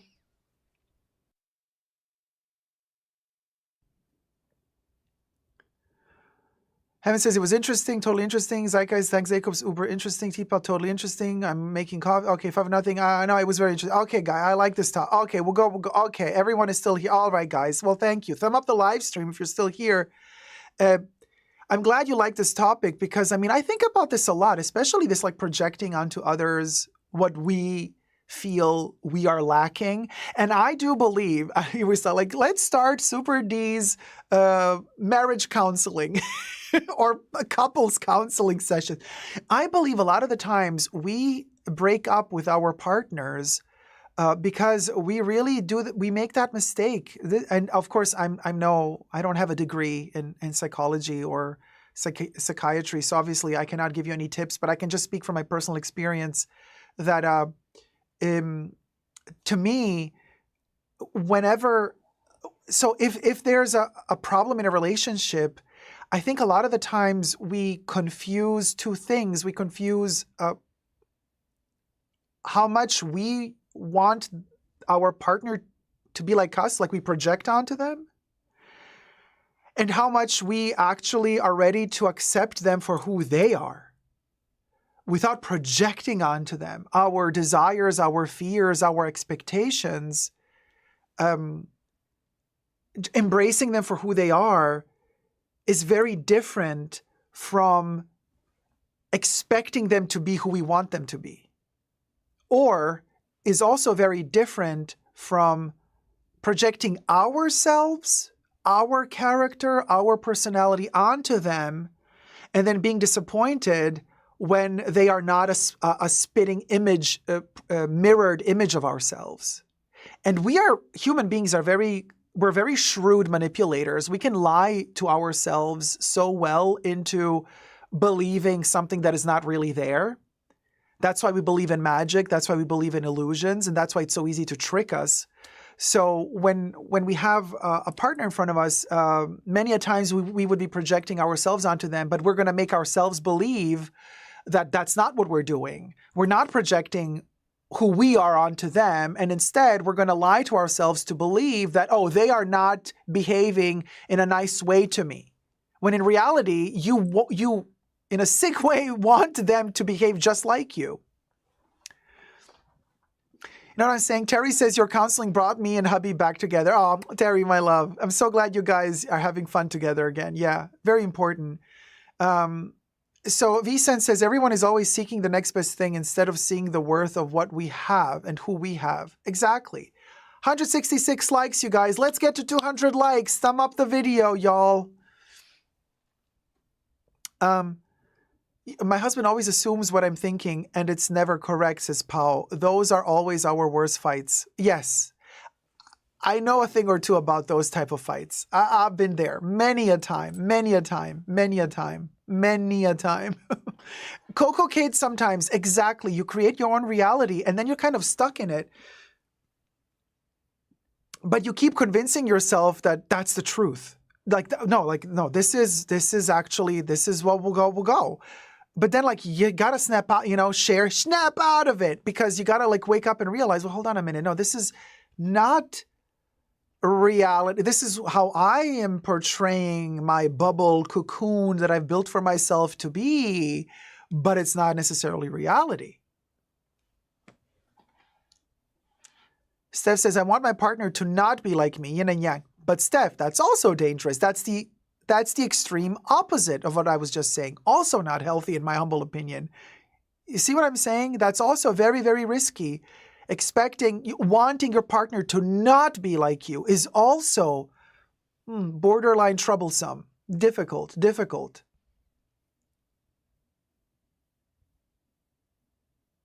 Deborah C., thank you so much. Thumbs up on arrival. They don't want to join a club that would have them as a member.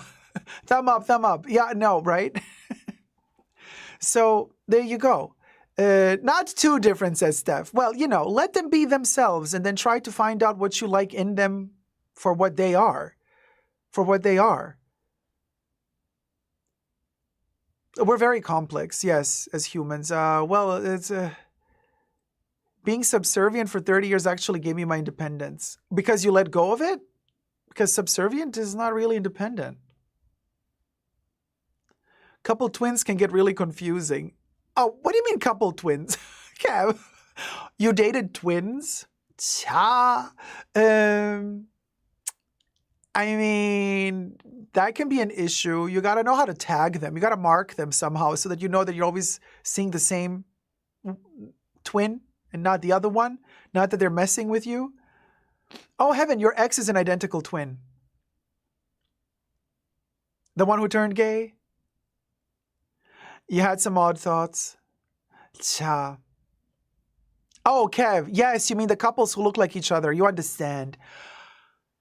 We've been talking about this for a while now, especially visible. I mean, in straight couples, you can also see it when like the guy and the girl, they're dating and they look like brother and sister, super awkward. But in gay couples, it's more obvious when the two women or the two men, they look the same. They look like twins. I never understood those people that were into dating someone that looks like them. I'm like, every time I see something like that, I think to myself, okay, there are some issues there. I mean, either it's a narcissistic disorder, there's some ego issues. I mean, why would you want to date someone that looks like you? It's very bizarre. Very bizarre. Very bizarre. But there are those examples, quite a few actually, when, quite a few you see out and about and you're like, brothers or couples? Kev, brothers or couples, they are all over my feed. Oh my God, that sounds like a TV show. Brothers or couples. This week on Brothers or Couples, Kev is investigating in the bars of I don't know where to see if they are brothers or couples. What about Liberace? Remember that couple from Miss Universe contest that got married? No, I don't. In the clurbs, Kev in the clurbs, right? T-Pal, yeah, Heaven says, Kev, you have a new show. New show, Kev. On Hulu.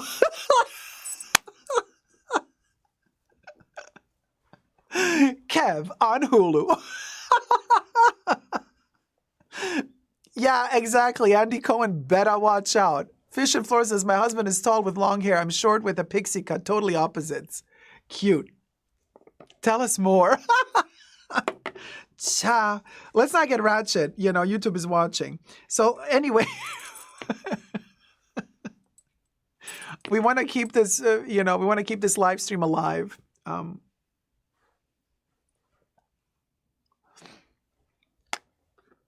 So people think, when you're out with your brother, people think you're married? Cha. You want to go on Kev's new show, says Patricia. Debbie, thank you. Thank you for being quiet for a reason.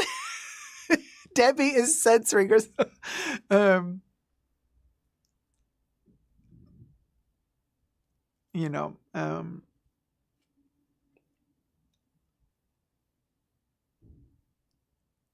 Kev, yes. Yeah, my last live stream got chopped for certain words that I said.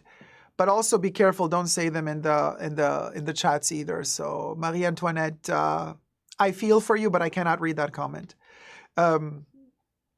So hope not. We'll have nothing to talk about. Oh, come on, Heaven. Oh my God, she's so dramatic, y'all. Heaven. I love how Heaven swings from like super excited, and then the next chat is like, it's over. It's done, you guys. And then the next comment is like, oh my God, that's so perky. I know the clurbs. The uncle took me in with him looking for his hubby. I saw many white stuff and okay. Oh boy, I cannot read, y'all. I can't read that.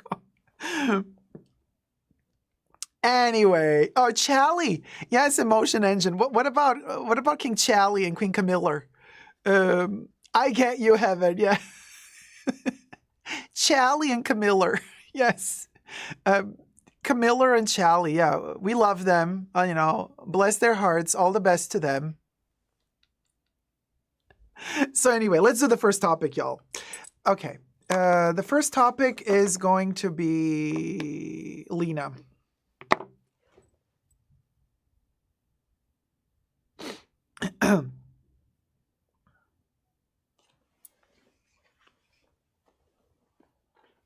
Oh, just a second. The total. I worked out the total. Ooh, whoop. And that would be, yeah. Hi, Danny.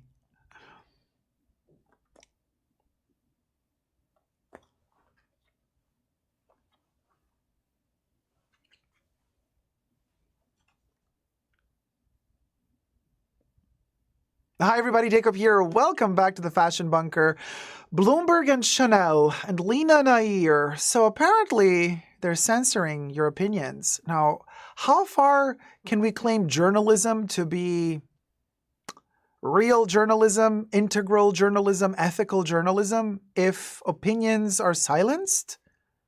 Let's talk about it. First, let's get to it. Subscribe to my channel, push the join button next to the subscription button, become a member today. Gain access to extra perks. You can also join me on Patreon, Super Dacob all spelled together. There's well for extra perks. This video is being filmed live in front of a live virtual audience. I live stream several times a week, so come join the fun, come join the chats. And also everything I say in this video is for entertainment purposes only, not rooted in truths or facts. Everything's alleged and just my opinion. Ever since I shot the last live stream last Saturday, in which live stream we spoke about and reviewed the entire interview between the director of Chanel, Lena Nair, and Francine from Bloomberg.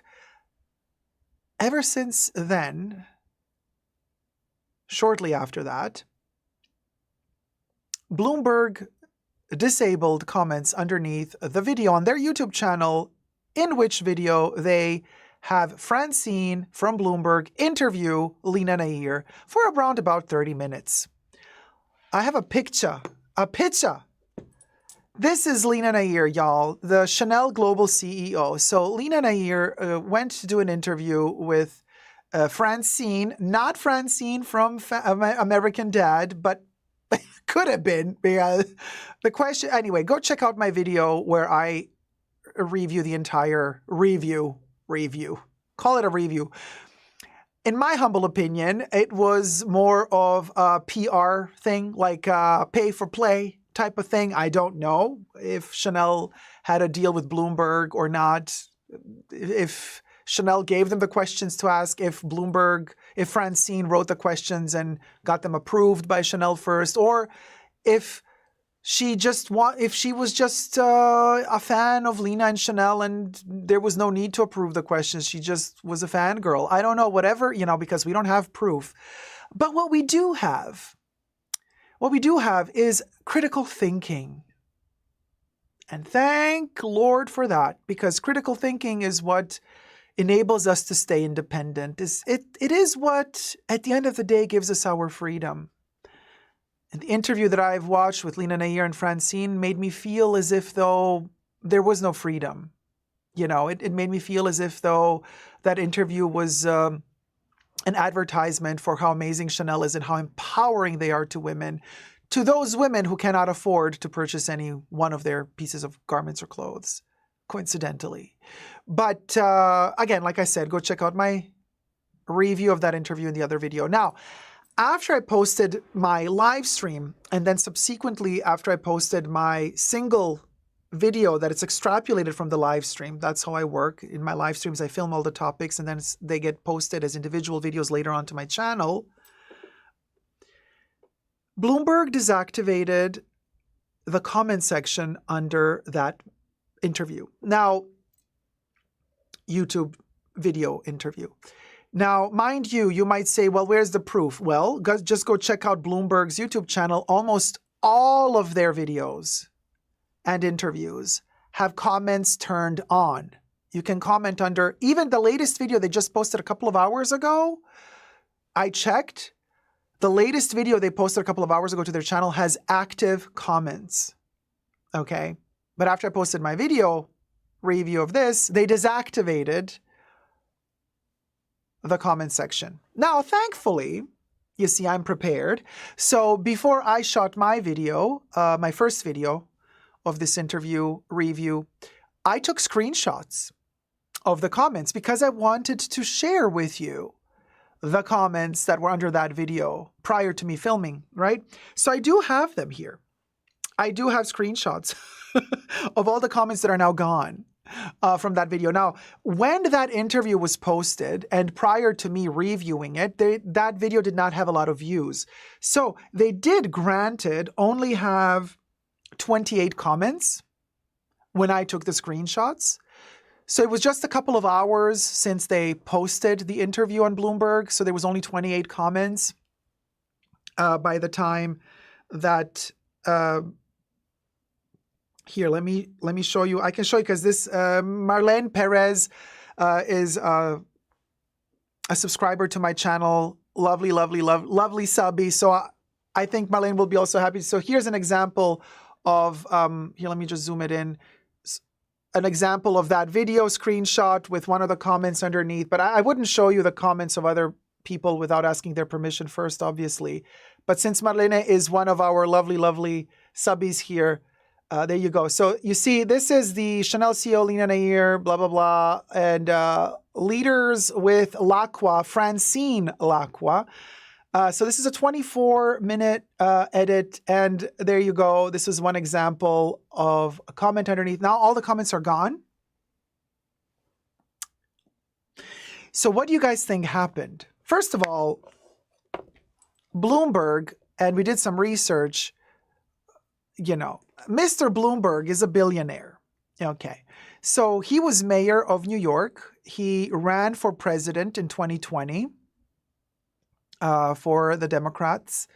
Did not get the nominee at the end, but he pledged to give almost all the money he earns in his life to charity, to universities, to a lot of different charitable things. Okay. Now, he co-founded Bloomberg Media with somebody, and that somebody is Matthew Winkler, an American journalist who is a co-founder and former editor-in-chief. I'm reading from Wikipedia, by the way. And former editor-in-chief of Bloomberg News, part of Bloomberg LP. He's also co-author of Bloomberg by Bloomberg, the author of The Bloomberg Way, a guide for reporters and editors. This is why I'm reading this, because of The Bloomberg Way. So apparently, Matthew Winkler, who's a journalist, has stipulated a specific, call it an ethical guide of journalism if you want to write for Bloomberg or you want to be a Bloomberg journalist. And the Winkler is, and again from Wikipedia we read, Winkler is known for his enforcement of the Bloomberg Way, which includes a 300-plus page guide outlining Bloomberg News reporting standards and its ethics and values. And I'm like, oh, this is interesting. This is interesting. Reporters following the Bloomberg Way are instructed to consider the 5 Fs. Like, don't give an F. I have the feeling Francine was maybe, she thought one of the Fs was like, oh yes, one of the 5 Fs is don't give an F. But no, the 5 Fs, factual word, first word, fastest word, final word, and future word. How ethical is this? I don't know. Because, I mean, the Bloomberg Way, it seems more like factual word, first word, fastest word, final word, future word. It's very much PR. You know, you're promising something that you're going to do in the future. You're leaving your patients on yes, we're all brain unalive to this point after this interview. So yes, we've all become patients.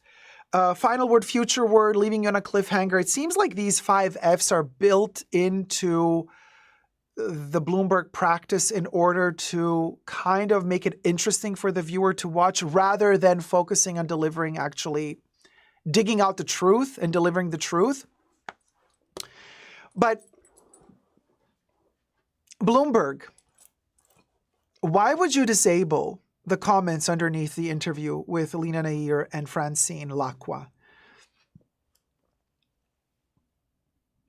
Why? And also, 3 months prior to this interview, I did a little bit of digging,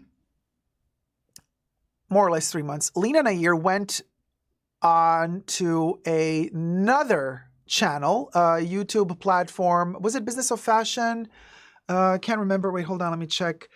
She did another interview just a couple of months before she did the Bloomberg interview with Francine. She did it with a guy, with some dude, and he was, it's Business of Fashion. It was on Business of Fashion, yes. She's talking of his. So anyway, two things happened since my last video. One, Kev, lovely supporter, subscriber of the Fashion Bunker. Kev, who also sent me the link to this interview. Kev also told me, Dacob, I've done some digging. The jacket that Lena wears in the interview is not haute couture. It comes from the Pret-a-Porter collection, I think the upcoming collection, either fall, winter, or spring, summer. It's not haute couture. Lena, however, says that the jacket is all handmade, and it took them 100 hours to make. Now, we know that Chanel's Pret-a-Porter is not all handmade. They might do some métier d'art hand details done, but it's also machine made. But Kev checked out the jacket. Now, Lena, 3 months prior to this interview, did the interview at Business of Fashion. She wore another jacket. She wore a red, kind of raspberry colored jacket, which again, Kev would need to check out if that jacket was haute couture or pret-a-porter as well. But Lena says the same formula 3 months ago in her interview with Business of Fashion. And I wonder if Business of Fashion is going to turn off the comments underneath that video as well now, like to follow the footsteps of Bloomberg. But Lena did the same thing, the same shtick that she did on Bloomberg. She talked about her jacket with a slight difference. 3 months ago, Lena said about her jacket on the Business of Fashion interview, the raspberry jacket, she said, this jacket is all handmade. It took 200 hours to make. 200, what did she say? 200 beautiful hours of labor, of work. I'm like, girl. And then 3 months later, with the other jacket, she says handmade, but it took 100 hours. I'm like, so wait, so Lena, I know it's two different jackets, but honey, so you went from 200 hours of labor to make the jacket to 100 hours? Wow, in just 3 months? Talk about maximizing profits and maximizing labor, huh? Your jackets are now made from 200 hours a jacket to 100 hours a jacket. So what's the time crunch your workers are now working under, since now it's taking them half the time to make the jacket that you said is handmade but turns out is pret-a-porter? How does that work, Lena? Oh, Francine, she missed so many opportunities. But to follow the same, recipe for disaster in every interview, and it's so easy, you guys. You just got to compare the two interviews. You're going to see her repeating the same stuff but changing slight details. Embarrassing. At a certain point in the Business of Fashion interview, she says, come on, I come from Unilever. I'm paraphrasing here. I come from Unilever, publicly owned company. I know how to guide 150,000 people. I know how to bring home the bacon. Yeah, that's what she says. I'm like, okay, honey, you're now a spokesperson for Chanel, no longer for Unilever. I don't know what sort of elegance you're used to at Unilever, but you are the voice of Chanel now. And publicly, you're like, come on, I know how to bring home the bacon, as in I know how to make money for a company. You're saying that while decked out in Chanel from head to toe, representing the brand Chanel, and you use such vulgar terms to talk about this luxury company that is Chanel. You couldn't have found maybe a little bit more elegant way to express yourself? To say that your priority is to make sure that Chanel maintains a healthy standard, that Chanel maintains a healthy income so that it can keep producing beautiful objects? You see how this sounds a little bit more PR better and more PR friendly, Lena? But no, Lena, what did you do? You decided to say, I know how to bring home the bacon. Oh my God, girl, for real? It's like her true essence came out a little bit. You know what I mean? The facade fell down in that moment when she said, I know how to guide 150,000 workers and I know how to bring home the bacon. Now, of course, I took a I screen grabbed that video. So if you, Business of Fashion, decide to take that video down, you're a little bit too late. We have the receipts. Oh, you understand. You understand. So now there's one point I forgot to mention in my last video. One more question that I think Francine should have asked Lena, but oh, alas, another missed opportunity. And that question is a very simple question.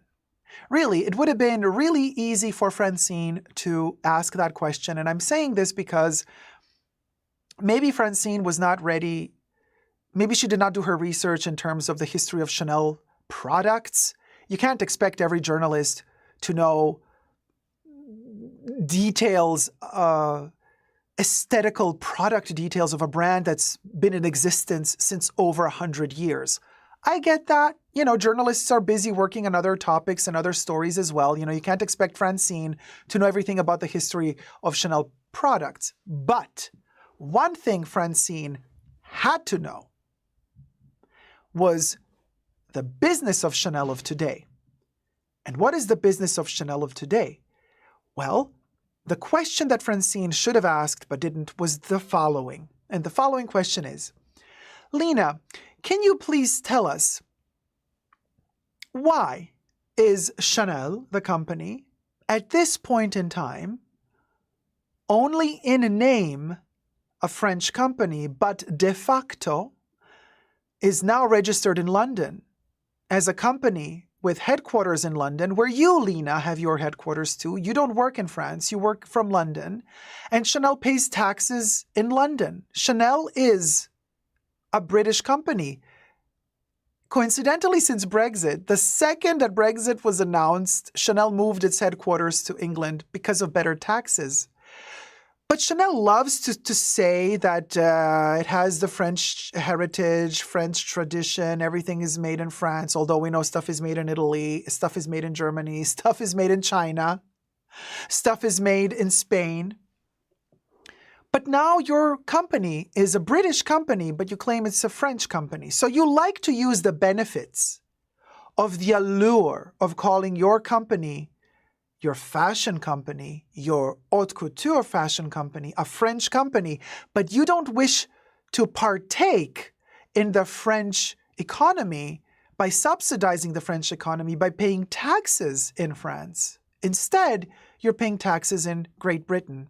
So, Lena, could you please tell us, why is that? How is that empowering women, or French women in that case, if you're not even actually based anymore for the biggest part? I know Bruno Pavlovsky is still in France, and he's still, you know, he's working in France. He's working his Macron, you know, he's working the El Presidente, you know, they're all friends there. He's working him. He's keeping him nice and quiet. You know what I'm saying? Because France apparently would have an issue with a company like Chanel using the Made in France designation, but not paying the major taxes in France. You see, you understand. So, Miss Lena Nair, was this your decision? Or whose decision was it? And do you agree with this move to shift Chanel, a French brand, to England? Do you think that is kosher? Do you think that is good? Do you think that's ethically correct? Let us know, Lena. Now, of course, Francine did not ask that question. And also, why wouldn't she ask the question, and why did you move your headquarters to the UK? The tax incentives, we believe, is the reason, allegedly. But let Lena answer. Let her answer. Let her say publicly that Chanel is not really that proud of their French heritage if they don't want to pay their taxes in France.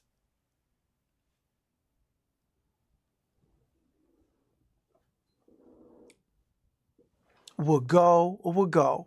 So, that's all I had to say. Bloomberg, shame on you for really turning off comments under that video. How many comments, what, were the comments did they offend Lena? Did Lena feel offended by the comments? Oh my God, were her feelings hurt? How can her feelings be hurt if she said that she can manage 150,000 people working for a company? She can handle 100. In the Business of Fashion interview, she also states that she knows the names of all of her employees. She knows the story of all of them when she was at Unilever. HR. She knows the stories of all, and the names. I'm like, But she can't handle critical thinking in the comment section under the interview video? Really? Or does Lena not even know about the comments underneath that video? Did just somebody from Chanel call up Bloomberg to say, did Chanel PR, Chanel marketing, whoever call Bloomberg and say, hey, turn off the comments, they're critical towards us. We don't want anything critical towards us. Why don't you? Why don't you accept critical thinking? Why do you want to shut people up? Why? We just want to know the truth. I mean, is it illegal to want to know the truth? You're going public. You're giving a public interview. Why can't we expect the truth? It's the bare minimum. You know what I'm saying? It's the bare minimum to expect the truth. Why? Well, simple, because the money that I'm giving to this brand every time I purchase one of your beautiful, lovely products, the money I give you is honest money. I've earned my money honestly. Okay, I have earned my money through tears, sweat, and blood. I have worked my BUTT off to earn my coin. Honestly, gracefully, and I pay my taxes honestly and gracefully every year. The only thing I expect from you is also to be honest to me and to tell me, well, the money, where's it going to? How are the inner workings of this? Where are the pieces that I'm purchasing actually made, manufactured? Which part is made somewhere else, then brought to France and then assembled in France so you can say made in France? Why is your company now stationed in the UK, not in France? There's so many questions, you know. Why send the dividends and the bonuses to the Wertheimers in the Cayman Islands? If I'm honest as a customer and I'm bringing you my honest earned money, why can't I expect honesty from you back? Is it too much to expect an honest review? Nobody asked you to give a review, Lena. You didn't have to give a review. Why did you go to give a review? If you're going to go and give a review, why wasn't it honest? And why are people being silenced in the comment section under the video? It's just, wow, disappointing on so many levels. Just when I thought that the review, that the interview was already like so disappointing, you double down by blocking comments underneath that video. So just when I thought you could not sink any lower, you sinked lower. No words, really. So, thank goodness at least we still have the fashion bunker for as long as YouTube will allow me to, exist on this platform. And under my video, you are free to comment. Okay, those comments are not blocked off, are not turned off. You can actually comment. Why? Well, because I believe in freedom of speech, I believe in freedom of expression, and I believe in the freedom of opinion. Do you, Bloomberg? Bloomberg Media? Bloomberg journalists? You call this journalism? Good to know. Good to know, Bloomberg, because I for a second there I thought maybe this wasn't really journalism. But no, apparently this is journalism today. Well, good to know. Thank you guys so much for watching. Let me know your thoughts and prayers down below. And until next time, thumb up this video and never forget to never give up on love and subscribe. Take care. Cheerio, old chap. Bye.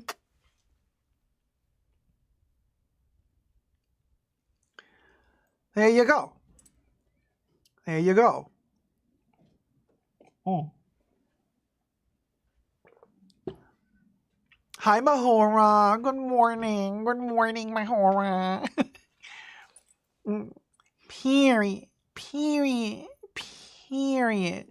The comments are necessary because they haven't heard us yet, right? Patricia Kev says, Lena's red jacket identified. It's from the 23B collection, definitely not made by hand for over 200 hours. Wow, Kev, you are amazing. Kev is a living legend, and he's a living Chanel legend. So should we film this snippet as well? Let's film it just to be safe. I can include it in the video.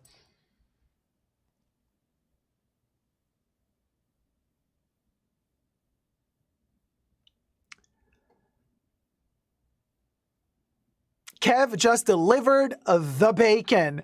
Kev just commented in the live chats. Lena's, hold on, let me scroll a little bit down. Lena's red jacket identified from the Business of Fashion interview. It's from the 23B collection. Definitely not made by hand, says Kev, for over 200 hours. So Lena was wearing another pret-a-porter jacket in the Business of Fashion video. Allegedly, of course. Thank you, Kev. You see? You can't shut the fashion bunker up. We will do investigative reporting. You got a fashion outfit? You don't know where it's from? Ask us. We will find out for you. Okay, cut that off there. There you go. Ready to wear in both interviews, Debbie. Yep. Kev is like, I got the style code for those interested. Chanel is the mafia of the fashion world, says Vicente. They took the title from Gucci. I almost said the other word I love to say. The way they run their business, like a bully. Yeah. Allegedly.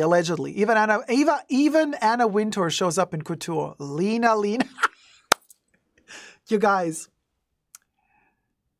Kev's comments are beyond delicious. I mean, Kev, you need to be the official commentator of Fashion Weeks. I mean, the amount of knowledge you have and the zest when you deliver the zingers, it's just compared to none. Nobody reaches that level. Nobody.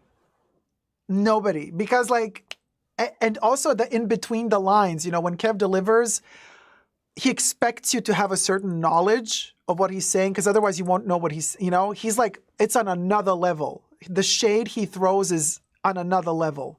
On another level. Kev needs an emoji. Kev needs an emoji, y'all. Oh, Joan Rivers would have adored Kev. Oh, yes. Because he is, honey, cold. When he throws the shade, he does not blink. He does not, there's no blood pulse. Nothing. He delivers the shade from a comatose state of bitter bliss. That is, it's majestic. It's majestic. We wretched. Yeah. Oh my God, Mahora is like, we do have a Kev emoji. Lovely. How lovely, Mahora. So there you go. Brenda is like, but there's a photo on social media of Anna Winner, where I love how you spelled winter. That's a different Anna, Brenda. That's literally winter that comes after autumn. Anna Winter, which is the sister of Anna Autumn and the cousin of Anna Summer, is wearing a pret-a-porter dress from Anna Summer collection.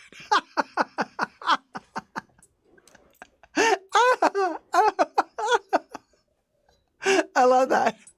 Anna Winter, the sister of Anna Summer, where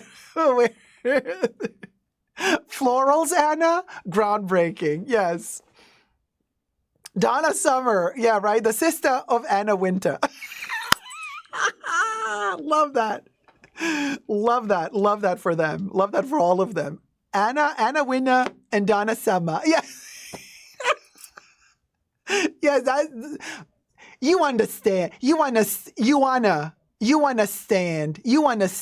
Anna Winter, Donna Summer. Yeah.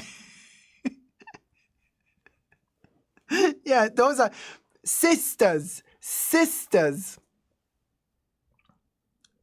Wait, who's the Nair YouTube guy? Would love to see a Lena for Nair YouTube guy collab. I don't get the joke there. Be careful though. Don't push me into saying stuff that I'm not allowed to. Mahora. The comment that she looks like Pharrell with long hair had me. Oh my God.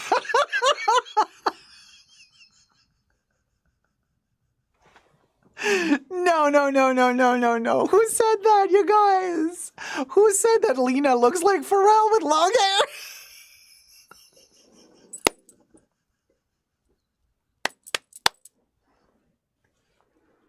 No, no, no, no, no, no, no, no, no, no, no, no.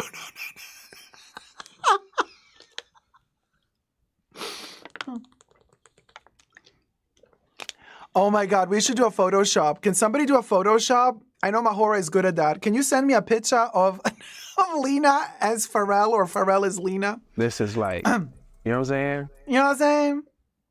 And now we know why Pharrell could never work for Chanel again, says Kev. Wait, you guys. Are we saying that Pharrell is Lena? Dun, dun, dun. Oh, my God. Oh, my God. Conspiracy theory. So Pharrell is Lena.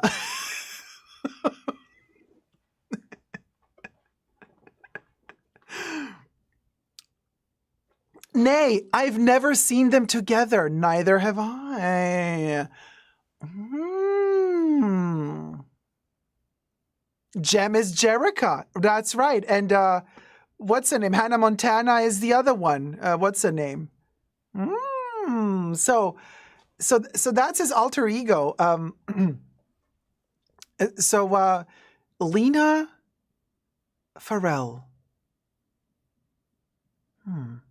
Pharrelleena. Oh, look at her. What's the name? Pharrelleena. Transform. Yeah, synergy. Transform me synergy. Someone pop it into Adobe Firefly and run an AI mashup. It's a definite Hannah Montana situation. Isn't it? It's Mickey and Minnie Mouse, just the lashes, says Oshidi. Pharrelleena. Oh, Linnell. Linnell, I just miscall. It seems like he held it together. Well, Debbie, I mean, you know, he didn't hold it that well together, but he had his moments. Oh, Pharrelleena. Linear. Oh, Virginie VR enters the chat. Oh merde. I was never here, Lina. Virginie VR she appeared in the chats by accident. By accident. Vicen says, what explained the bad quality at both brands? Oh, the shade. The shade.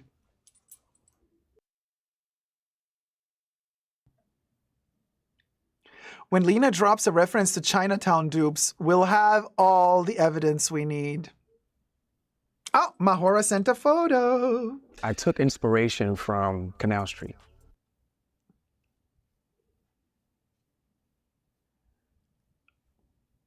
Oh my God, Mahora, this is bad. This is... But I mean, it could be. Are you ready? Do we have enough thumbs up for this? How many thumbs up we got? The big reveal. The big reveal. Pharrelleena. We got the photo of Pharrelleena. 199 likes. Come on, you guys. Thumb up. You want to see Pharrelleena? We need 250 likes. 250. We can do this. We can do 250 likes. It's nothing. It's like that. Yeah. Yeah, 250. No, 250. It's like begging. You want to see? You want to... Do you want to build a Pharrelleena? They are never going to sell us anything again. I know, we blocked for love. 225? Oh, that went fast. Come on, let's get to 250 if you want to see Pharrelleena. 204. Why does Debbie say 225? Gatekeeping Pharrelleena. Yeah. Leaner in a year. Pays taxes to Quinn Camiller. Right, because she living in the UK. Oh, we are begging for it, says Debbie. Come on. Really? 204 only? Finally, I'm awake while you're live. Hey, Hunter White, thumb up the live stream. We're fishing for likes in order to reveal Pharrelleena.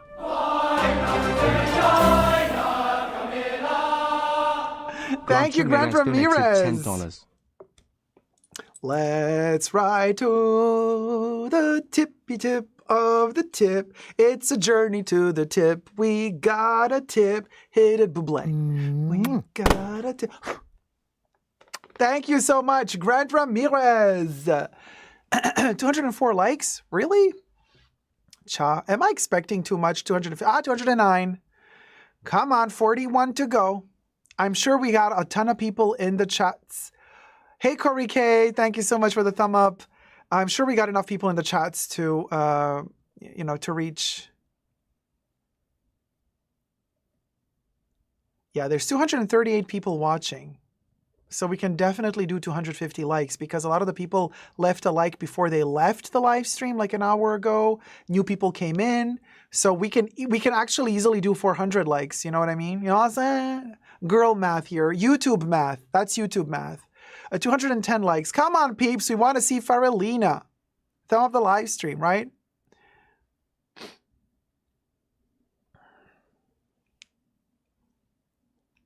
Pharrelleena, Ina. Just like Ella Ina in the Johnny Depp case. We have some sleepers, says Debbie. Come on, peeps. Give a like for Pharrelleena. People police, says Evatrice. For crying out loud, we want to see this masterpiece that Mahora made for us. Mahora utilized all of his artistry, all of his savoir-faire. You know how Lena Nair says in the interview, she loves to repeat that word. It's kind of like one of the only French words she knows.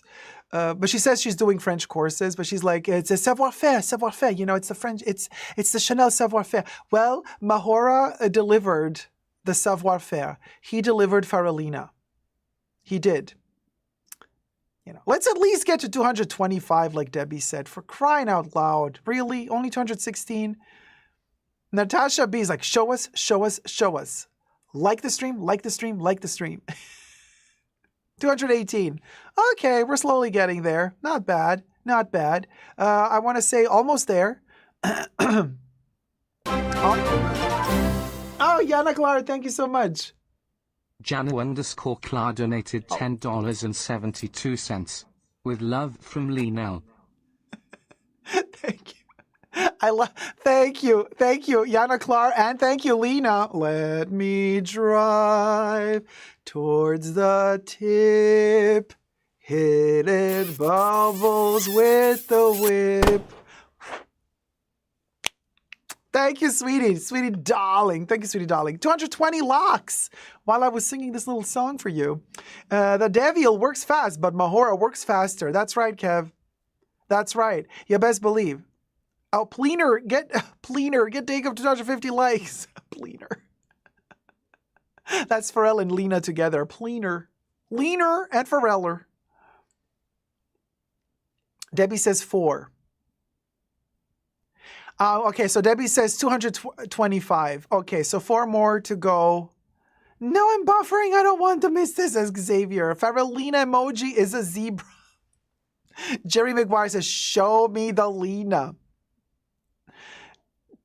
220. Oh, we lost some likes. We're at 219, you guys. Somebody took away the likes. They do not want to see Pharrelleena. Pharrelleena sounds like an ingredient in breakfast cereal.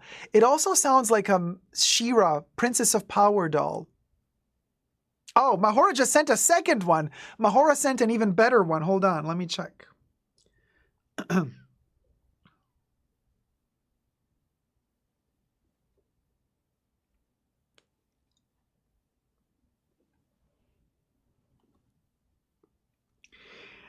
You guys, the second one is even better.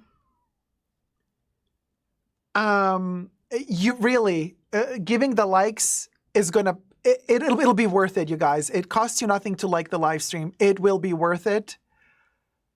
You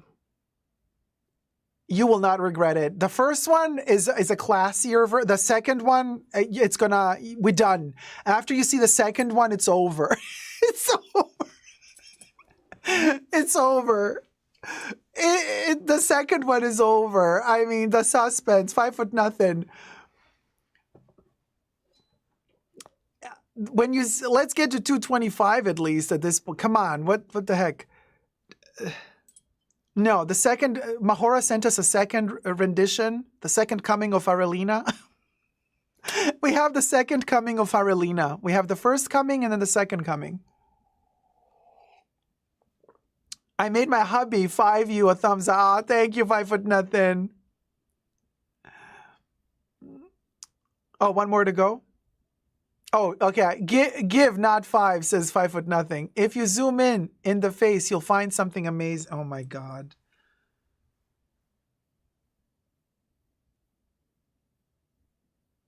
Of the second picture or the first one?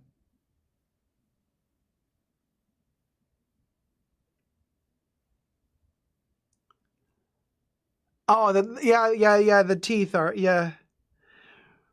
Oh, we did 225. Okay. All right. This is Mahora's masterpiece. Oh, Natasha, thank you so much. Natasha donated $6. Does this cover the likes? Show us lol. Thank you, sweet. That's so sweet of you. Thank you. Yes, it does cover the likes. I'm going to show you now. Let's first give it up for Natasha and the tip. We're driving towards the tip. Thank you. Thank you, Nate. Okay, here goes the first picture.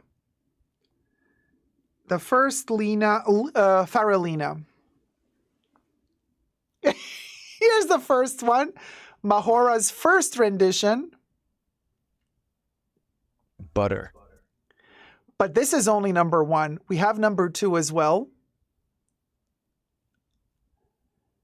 This is courtesy of Mahora Arts and Crafts. Find him on Etsy. Find him on Etsy. This is like butter. Debbie is out loud howling. Oh dear, says Naked Eyes. Kevin says Lena before makeup. Chakev. A serve, says MMM. Oh Lord, says Evian. Mahora is like Lena before Chanel Sublimage. Oshidi says she looks like margarine or margarine. Okay, now part 2.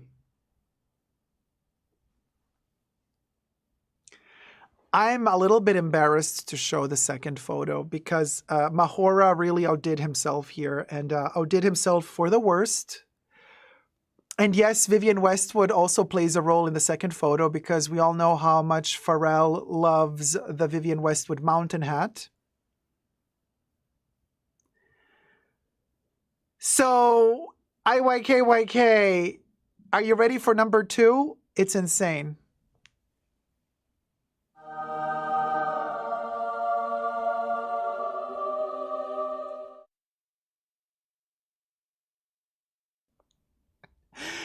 I mean, you guys. Pharrelleena.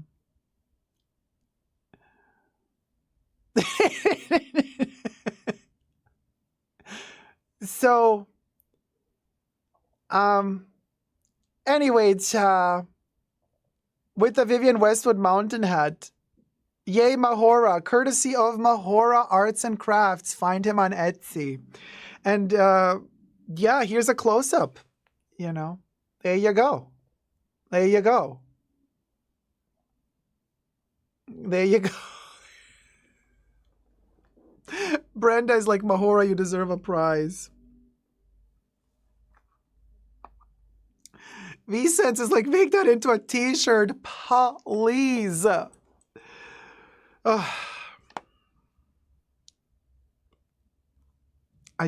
I can't believe, like, we're here now in 2024 and this is our life. You know? Anyway, I'm going to do another topic that is very much trending at the moment. Like, I want to say you're going to hear a lot about this topic pretty soon. It's at the cusp. It's at the cusp of becoming a viral bit of news. So let's see which YouTuber is going to copy this topic tomorrow and post it before I do.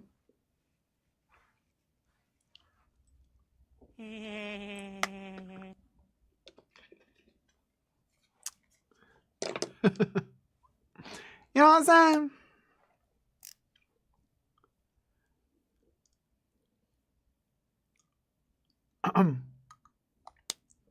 Mahora is like, I hope they'll use the same music too. And as the shade is dropped, Audrey appears. Good morning, Audrey. That was Peter Griffin's Zeitgeist. Okay. So, is there any media to show for the TikTokers? No. And so I'm just going to have to talk about them. All right. Oh, and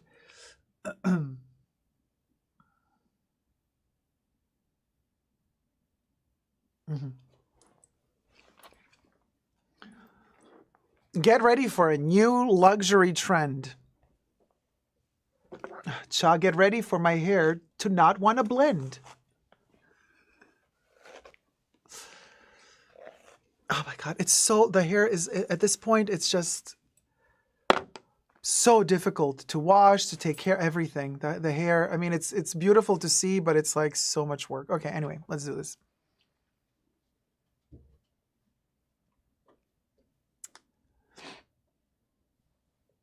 Hi everybody, Dacob here. Welcome back to the Fashion Bunker. I have an important question for you, and it does concern the future of shopping and luxury as well. Question is, would you be ready to be charged money just to try on clothes in the shop, store, or boutique you go to? In other words, imagine going to Chanel and wanting to try on one of their jackets, and Chanel tells you, you may try on the jacket, but first you have to pay $1,000. Well, let's answer this question together, because apparently this is not a hypothetical. Apparently, this has become reality. We're moving towards the future. Yes, we are. We could say that this is maybe another episode of The End of Luxury, because could you imagine being charged just to try on clothes? And yet it's happening. Let's find out where together and how exactly. First, subscribe to my channel here on the tubes. Push the join button next to the subscription button. Become a member today. Gain access to extra perks. Follow me also on Patreon, Super Dacob, all spelled together there as well for extra perks. This video is being filmed live in front of a live virtual audience. I live stream several times a week, so come join the fun. Come join the chats. Everything I say in this video is for entertainment purposes only, not rooted in truths or facts. Everything's alleged and just my opinion. So there are some TikTokers out there, and there are some shop owners out there. In particular, one store owner from downtown LA. Now, IYKYK, if you know about downtown LA, you will know that the shops there, well, let's just say most of them are not really that affluent and elegant, as Annabe would say, but are rather a little bit ratchet. You know, one of those stores where they sell you prom dresses out of, you know, acrylics. You're not allowed to fart in it because if you do, the whole thing just evaporates into thin air. You know, it burns. It's that type of acrylic, y'all. But, you know, those type of things. Thumb up the video while you're at it, okay, and subscribe. Thank you. And it's that shop. And the ladies working there, and this is now entering all of the news outlets more and more, and it's becoming a viral sensation. What's happening? So the two ladies who work or co-own the store have reported that they have had issues. You know, not all clients are polite and kind. Now, you can imagine a store like that has a lot of made in China stuff, and you order in bulk. So if they have a prom dress in, you know, in fuchsia out of a certain material, they're going to have probably 50 of them in all different sizes. You know what I mean? Like a ton of clothes. It's one of those places where you enter, you can smell the combination of the acrylic carpet with the acrylic clothes and still the cigarette smoke that's still permeating in the walls from the 80s, because it's in one of those buildings that hasn't been renovated since the 80s. I mean, it's a vibe. It's definitely a vibe, you know, it's a vibe. But imagine now these ladies saying, okay, we're sick and tired of the Karens and of the people coming in and just mistreating us and just treating these clothes like they're dirt. So we're going to start live streaming. We're going to start live streaming on TikTok. And we're going to live stream every day at work from opening till closing. And we're going to let all the customers know. Now, this is the first point where I ask you guys in the live chats, but also in the comment section down below, do you think that's appropriate or not? Because a lot of places have cameras and are filming, but to film it publicly, technically, depending on the country you're in, I think the law states if you state it clearly, like if you enter this premise, you will be filmed and broadcast live. I don't know if you can get away with it if you write something like that. In any case, these ladies are live streaming all day. And apparently word got out that they're live streaming all day. And apparently started gaining traction. And people wanted to come to this store. And people wanted to be on camera. They also claim that they film clients. You can, if you're trying on clothes, the camera is fixed in the center of the shop. And if you pass in that spot, you will be filmed. So people started really following this channel. And of course, people started becoming fans, right? So they also started coming to the store to be on camera, right?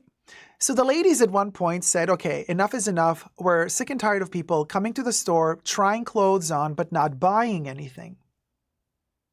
Here's where they started developing this plan of saying, well,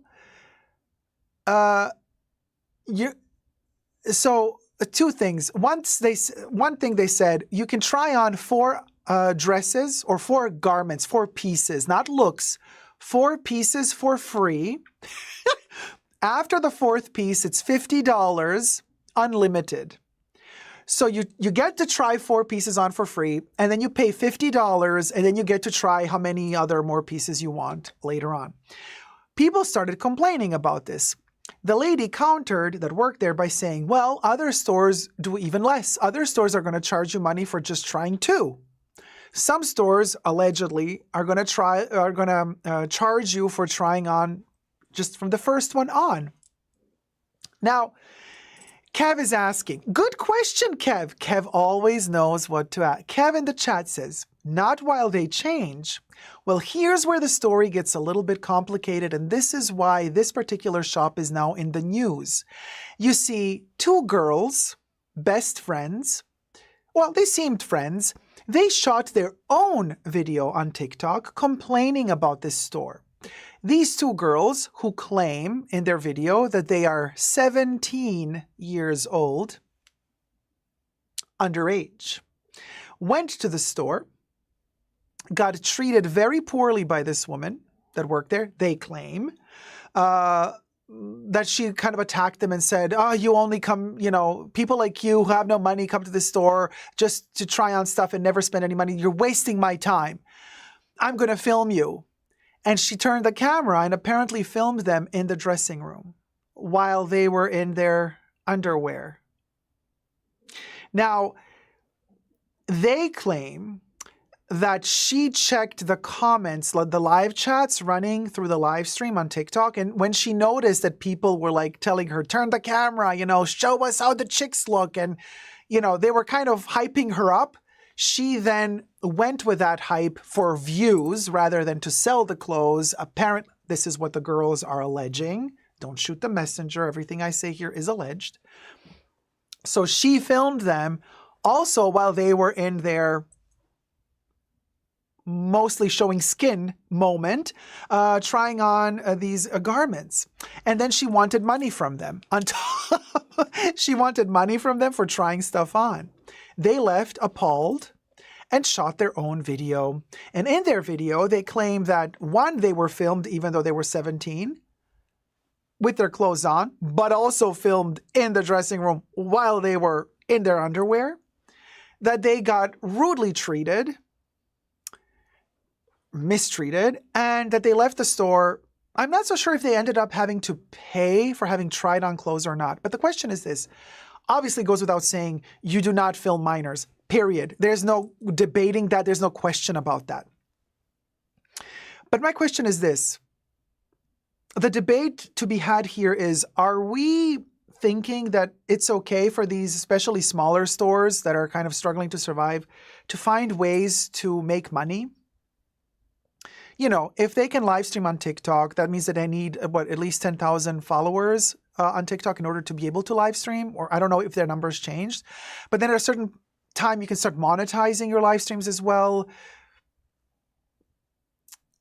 I personally don't mind the idea of a store trying to survive and filming. Like, as long as you state at the entrance of the store, if you enter this store, you are being filmed, And then you only film the actual shop, not the dressing room area, okay? So only the portion of the shop where you clearly state, if you cross by this section of the store, you will be filmed. Otherwise, you can stay in that corner and try on your clothes without being filmed.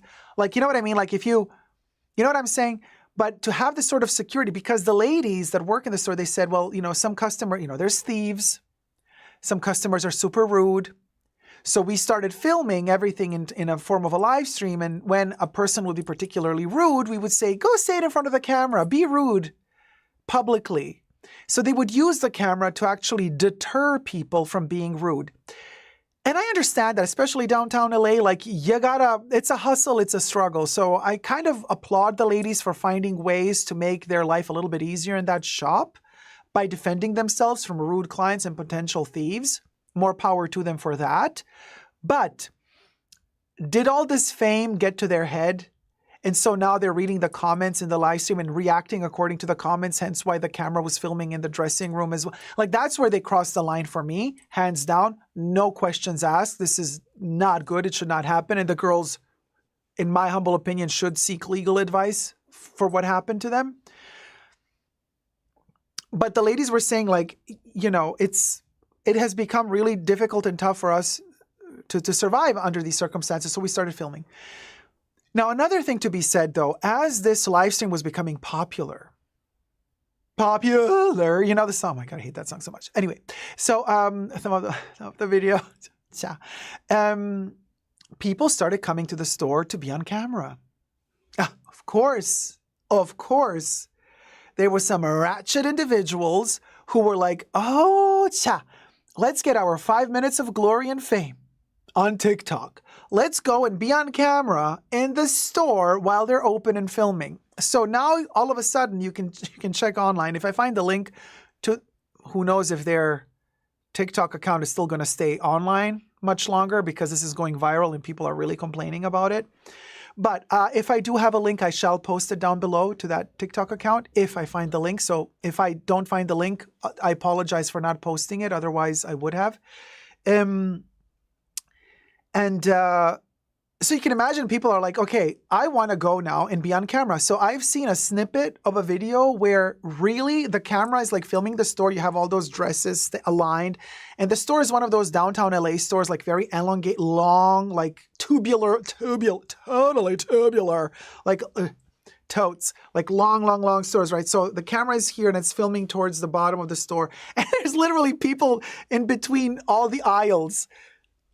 You know what I mean? Like standing there, like just like chilling, hanging around, like being filmed on the TikTok live.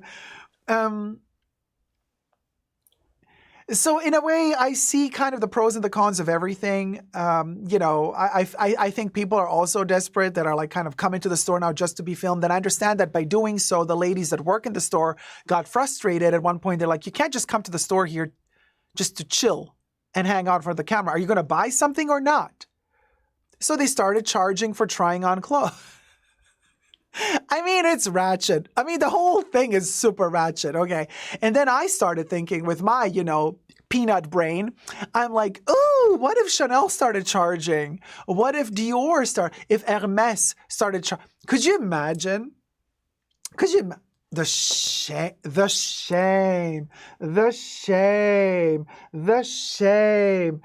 Hermes charging you you know how they you can't buy a Birkin unless you don't, do the journey, allegedly, right? But imagine at least now they have on display. They have the Birkins, the Kellys, the Constance, and all the other shenanigans.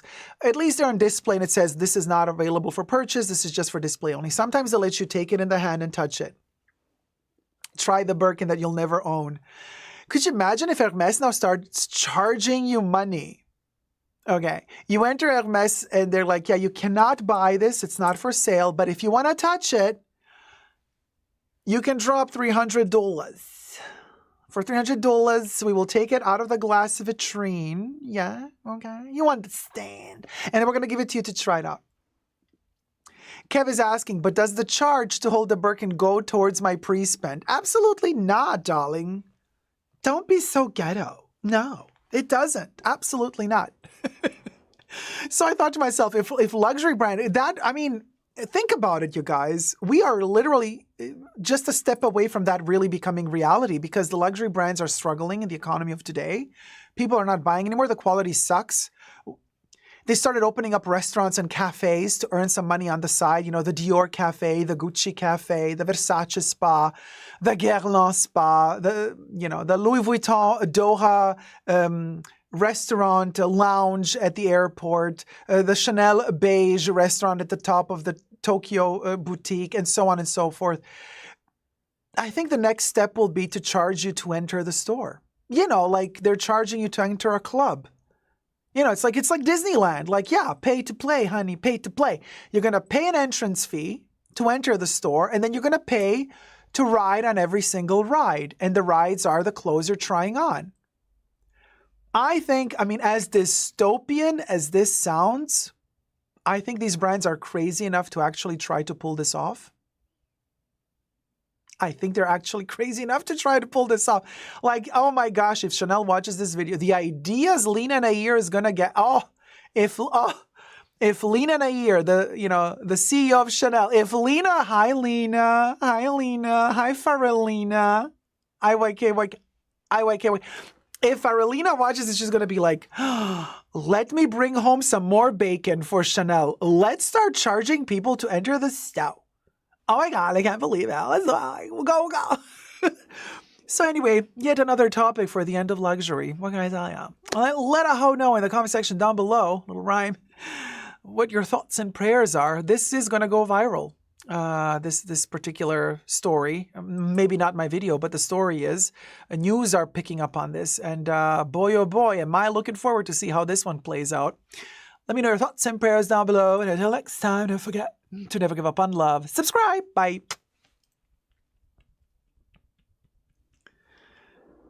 You eyeball a Birkin, they charge you. Exactly, Nat. AI tracks your eye movements. Money will be withdrawn automatically from Apple Google Pay. Yeah, allegedly. And Coco Kate sometimes says, I'm going to start that game at home with hubby. You want your laundry done? Chad. So aspirational, says Steph. Thank you, Dacob. See you next time. Oh, naked eyes. Goodbye, sweetie. The live stream isn't over, but cute. The emoji should be bacon and butter. Oh, my God. It's hilarious. And this, can you believe? Now, hold on a second.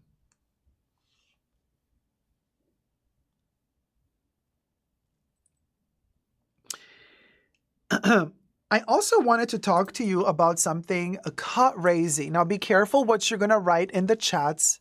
Please, I do not want any nasty words spelled out in the chats because we're being monitored. Use your imagination and listen to me and thumb up this live stream. This one is a doozy. This one's a doozy. And ladies, and also all the gentlemen who are dating gentlemen, or gentlemen who are dating ladies, and, well, you can also still play the game. So there's a new trend, you guys. There's a new trend on TikTok. Guess what the trend is? As Catherine Tate would say in one of her skits, come on, guess! I went to Barcelona. How much did I pay to go to Barcelona? To her coworker. And the coworker's like, I don't know. I'm trying to work. Guess how much I paid to travel to Barcelona. So it's a very funny trend. Basically, the ladies out there on TikTok are deciding what nail polish color to use. Yeah, exactly. There you go, Mahor. Are deciding what nail polish color to use according to the colors of the tips of their boyfriends.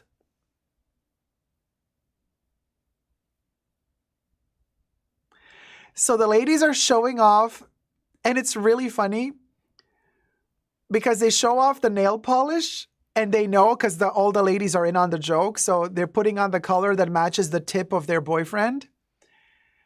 And they're showing it on camera, and then they cut to and the boyfriends have no clue. Bless their hearts. Bless their hearts. The boyfriends have no clue. So they show the color of the tip, And then they pan the camera to the boyfriends and they say, hey, love. And the boyfriend turns around and thinks that the girlfriend is like lovingly saying hi to them. And they smile and wave. And she's like, I love you too. And then shows us the nail color. And just when you thought you've seen it all, so I want to see those. I want to see those nail polishes flooding my DMs.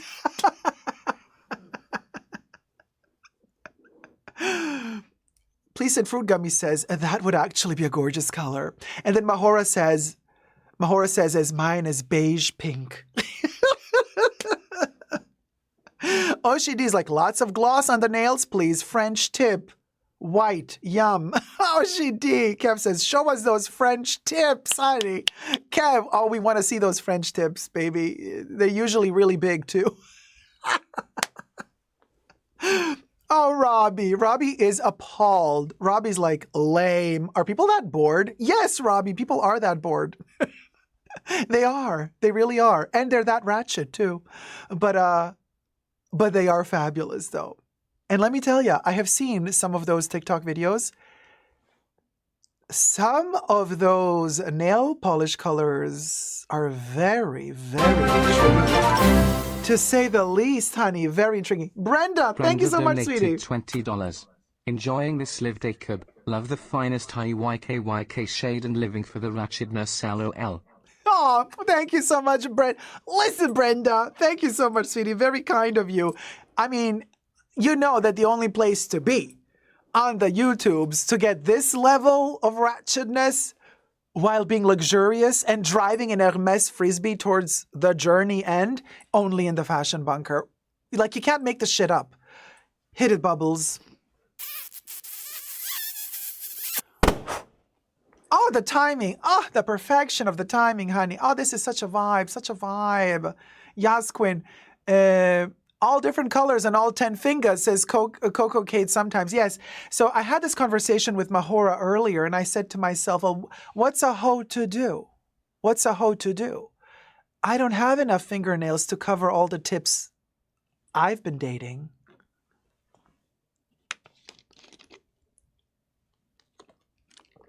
Do toenails count as well? OCD says, I'd be licking my nails the whole time while at work. Not a good idea!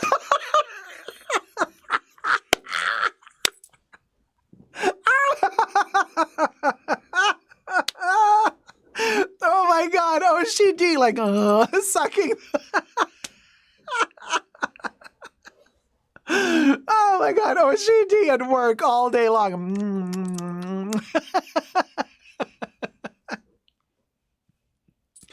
Oh man, you're my people. I mean, we're capable of talking about, acceptance, and anesthesia, the deep conversations, and then 5 seconds later, it's the color of the tip nail polish. I mean, that's where it's at. I don't think life gets any better than this, you guys. This is where it's at. Cheese yellow. Sure, Mahora, why not? Cheese yellow. Now, which one of you ladies are getting yours done in ash green? Brenda's like, this place is my second home, you guys. Licking and sucking will go, says Stanley. Man, this is where it's at, you guys. The joy. The joy and the sorrow. The joy and the sorrow. They combine, they get together, and they become one. They become fashion. The joy, the sorrow, the fashion. Oh my God, Mahora. Mahora has seen things, and Mahora's like, do you identify, Cav? Disgusting! Who was that? Bubbles just freaked out on me. Oh my God, that was Judge Judy, wasn't it? It was Judge Judy. The best place on earth is acceptance, anesthesia, brothers or couples. Stephanie, brothers or couples, Kev's new show. Love DIY. Our Danny just gifted 5 Super Dacob memberships.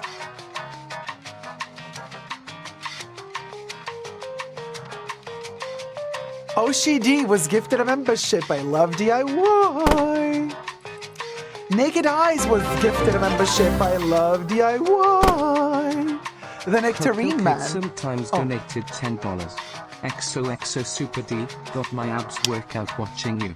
Love you. Oh, Coco Kate, sometimes thank you. I'm gonna pop your cherry just in a second. Let's finish the gifting suite.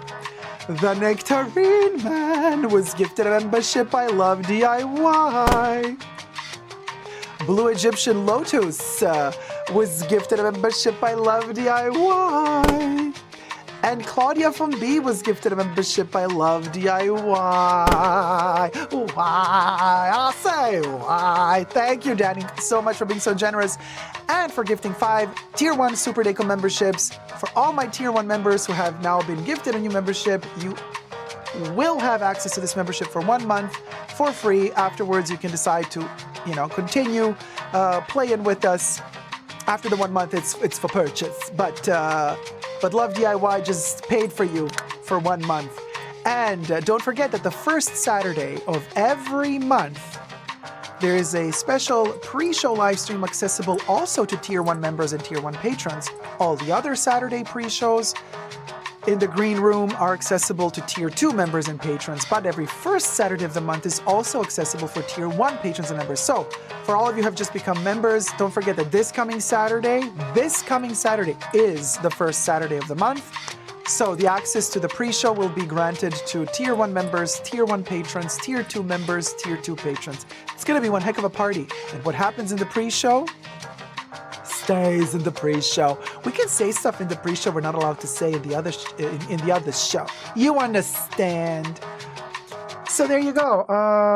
Kev says, I hope Virginie has left the chat, otherwise she might get some ideas about shade matching double flaps. Oh, cha.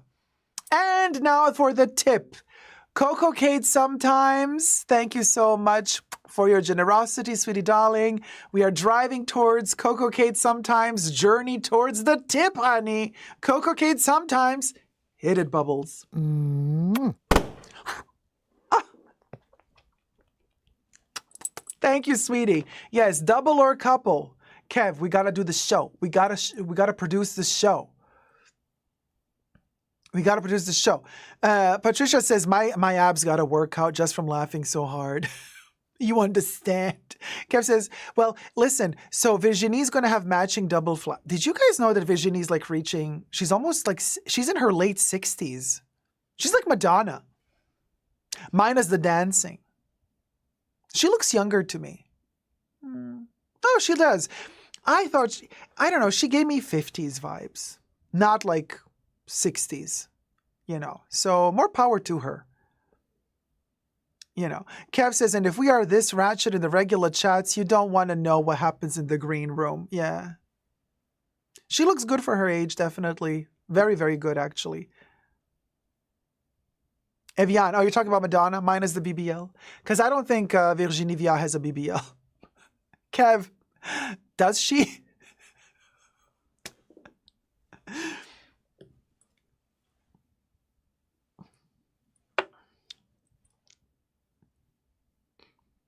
So, in America, Comete has officially hit the Chanel website.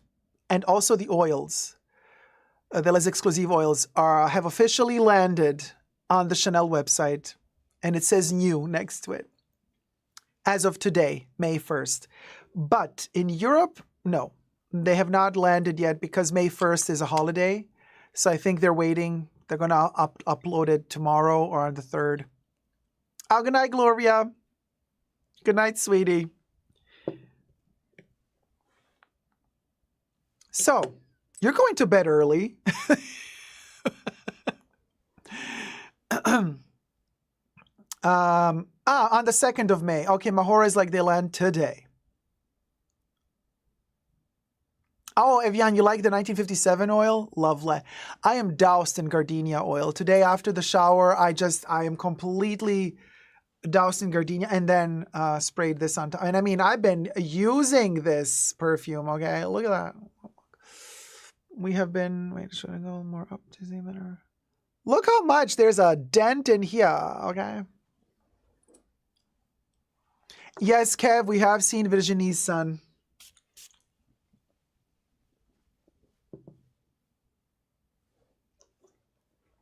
Yeah, he cute, but we've seen better. We've seen also worse. Don't get me wrong, but Zyga says, just came back from watching the Lena interview that took place months ago and saw a comment saying that the Wertheimers care more about their horses than Chanel. Well, they love their horses. They're not really into fashion. So they've inherited it from their father. So it's kind of like their father was really into it with the Coco story and everything. But the kids, they inherited a business. And they know how to make money, but it's not like they're into fashion, really. So, we'll go. Evian says, you're so right about the oil. It's so smooth and the body absorbs it so well. Yes, it does. Yes, it does. Oh, Audrey, look at you. I haven't seen the sun. And she is literally salivating as she says.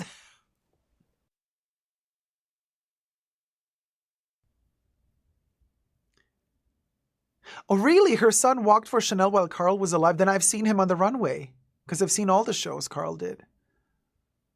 Which show was he in, Kev? Hi, Caroline Steele. Good morning, Dacob. Just woke up and got the stream. We'll watch the repeat here in the UK. Hey, sweetie. Good morning. Yeah, no, the oil is amazing. I mean, I feel so fabulous, darling. Yes, Evian, Comete is related to 1957. Good that you sniffed that out. Yes, it is. The dry down, it's the same, one of the musks, two, I think, of the musk. Well, at least one of the musks used in Comete is the same exact musk used for 1957. Synthetic, same synthetic musk, but yes. Oh, the Singapore show. So like the after show. Yeah, but Singapore, so that it was like not the main show. It was like one of their re-showing of the show, right? The Singapore show? I'll have to check that out again. Oh, yeah. It's the Musk, Evian, yeah. The cruise collection. Gotcha. I'll check it out. The Chanel homepage wasn't updated yet here, though. It's already May 2nd. Well, in the store, to be safe, I think it's May 3rd. In some European countries, it's May 3rd, but it might be May 2nd in others. But in America, it was May 1st. So in the US, if you switch your Chanel website if you change the country to US, you're going to see Comete, you're going to see the oils, you're going to see the prices.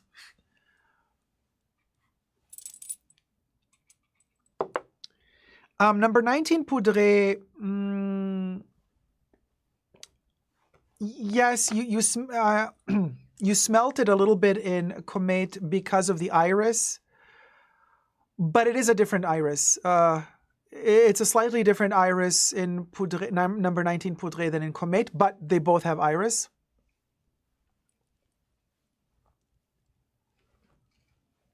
It's about getting used to the heliotrope, but I'm going to deliver a full-blown final verdict review very soon, so stay tuned. I have a first impressions.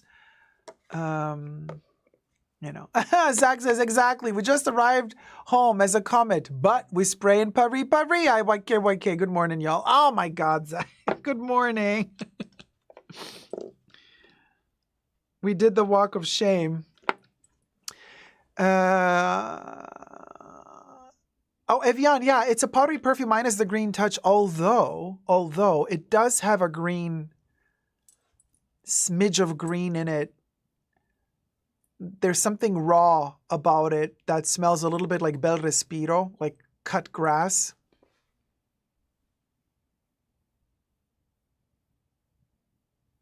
Oh, it's so beautiful, you guys. I mean,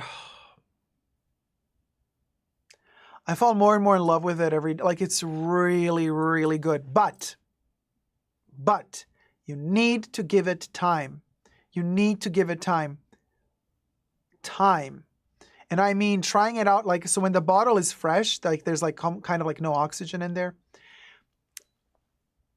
It doesn't develop fully. It needs some oxygen. You need to let it marinate. I've had this now almost a month. I've had a couple of weeks. And I've used quite a bit. And as it gets a little bit of oxygen in there, it starts marinating. ripens. It ripens and matures in a way that it becomes more and more beautiful.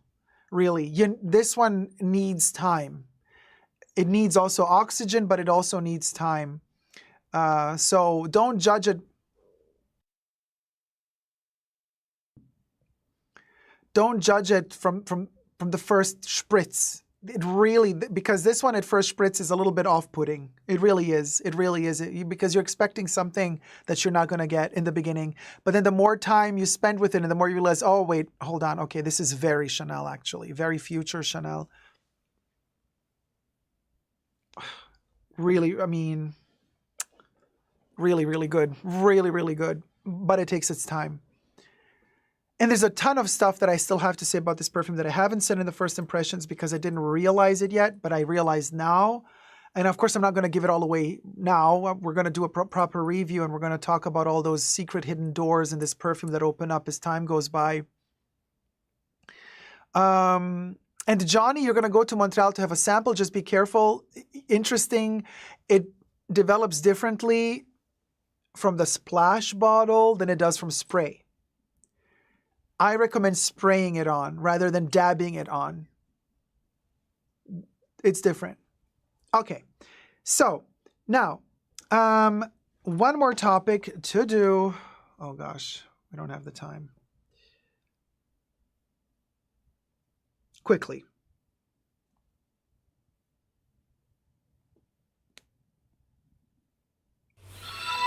Okay, let's film this one.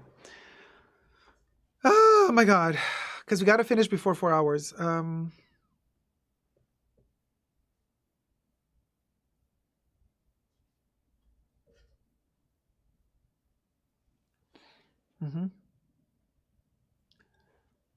Hi everybody, Dacob here. Welcome back to the Fashion Bunker.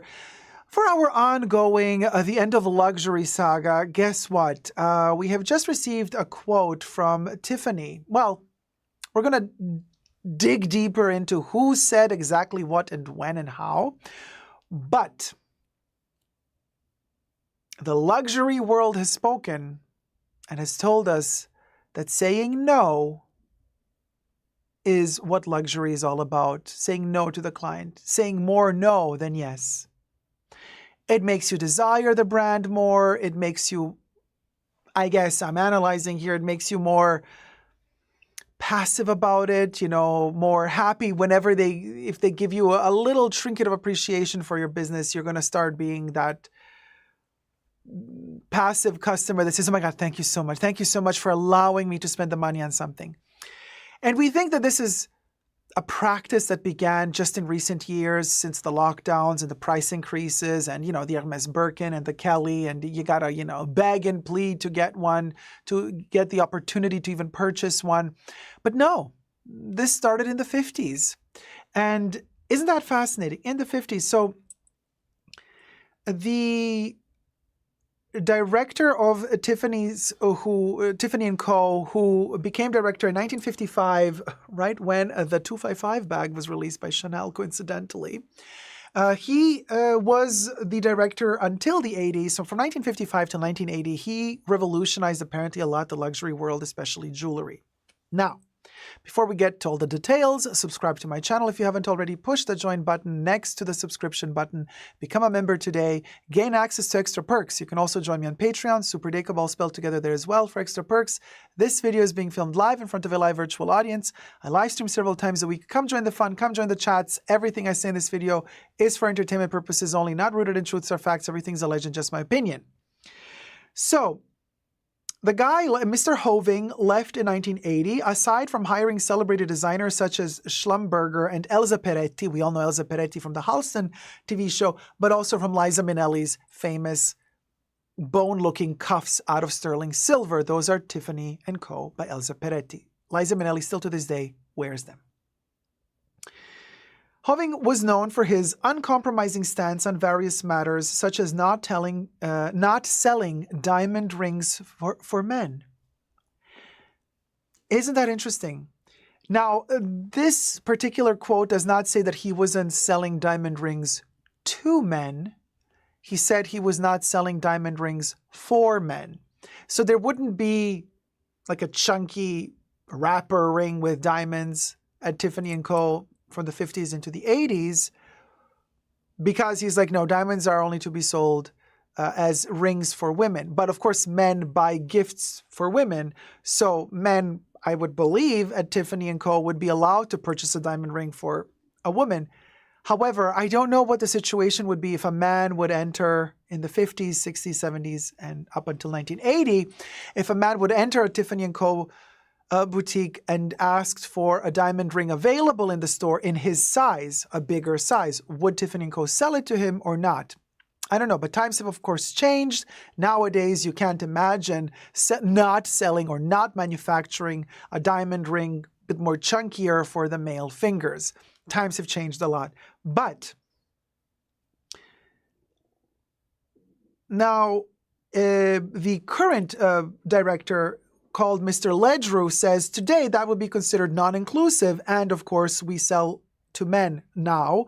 But what is important is that he wanted the company to have very clear direction.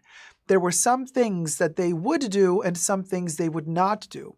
He wrote about that in a little book, and here we come to the point, that he sent to the stock exchange to present the business results of Tiffany. To me, that book outlines the fundamentals of modern luxury. I want to get my hands on that book. I want to read that book. I want to know everything about the mindset of this dude in the 50s, outlining the definition of what luxury was to him at Tiffany & Co. back in the day. Kev says, I dare LVMH to publish it. Right, Kev?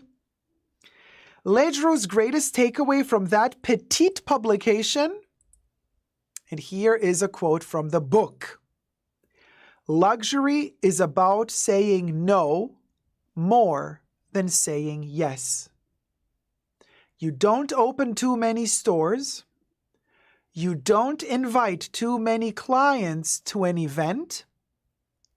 You do a limited edition that is a limited edition and not 1,000 pieces. So they're throwing shade at all of those brands, luxury brands of today, that tell you this is a limited edition, and then it says one of 20,000. Like limited edition, yeah, technically it's limited to 20,000, but he's saying no, luxury limited edition is not 1,000 pieces. Luxury limited edition is 10, 20 pieces, allegedly. At Tiffany, we have a duty to create beauty and amazement. If we cannot do that, we are just a commodity. Now, Hermès is playing this game. Chanel is not. Louis Vuitton is not. Modern day Tiffany is also not, really, because modern day Tiffany is LVMH as well. So it's all about the profits, honey, right? But it is a commodity. A lot of these brands, they have really, really high prices at this point. But if you have the money, you can buy the stuff. It's not limited. It's not sold out. It's available, readily available if you're ready to ditch out an exorbitant amount of money for something that is subpar quality, allegedly. So it has become a commodity. It has become a novelty. We're at a point right now where they're playing this game of scarcity because we're used to that from luxury, but some brands only. The illusion of scarcity through high prices. They've outpriced themselves out of the market so that you have the impression and the feeling, oh, well, yeah, okay, so it costs a lot, so it must be rare. Who says? It doesn't cost them that much to make these things. They might manufacture thousands of them, but they only end up selling 100, or they only end up selling 50.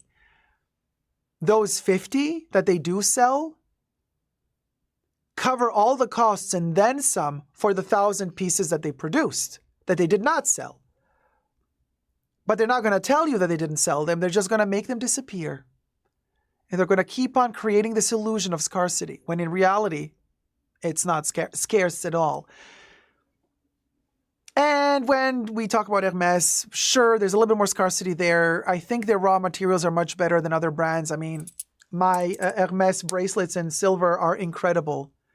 Incredible. They literally do not tarnish. While my sterling silver goods from Tiffany & Co. that I purchased years ago, they have tarnished irreparably. Like, I don't know what alloy they used, but that silver it turned, I mean, it didn't just oxidize and turn dark. It started chipping. So Tiffany & Co., I'm sorry, but like, I guess you also distinguish between your haute joaillerie clients, that where you do the handmade stuff and the, you know, the big quality stones, and then the aspirational idiot like myself who bought a dog tag, okay? A Tiffany & Co. dog tag out of sterling silver. Well, that's poverty, right? Well, you don't need to put good quality silver for that. Poverty.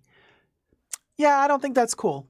You see? But then again, I purchased mine after Mr. Hoving left and after Mr. Ledru arrived. So Hoving maybe would have demanded better silver quality and not just better platinum and gold quality. But the Tiffany & Co. that I experienced, quality was not that good.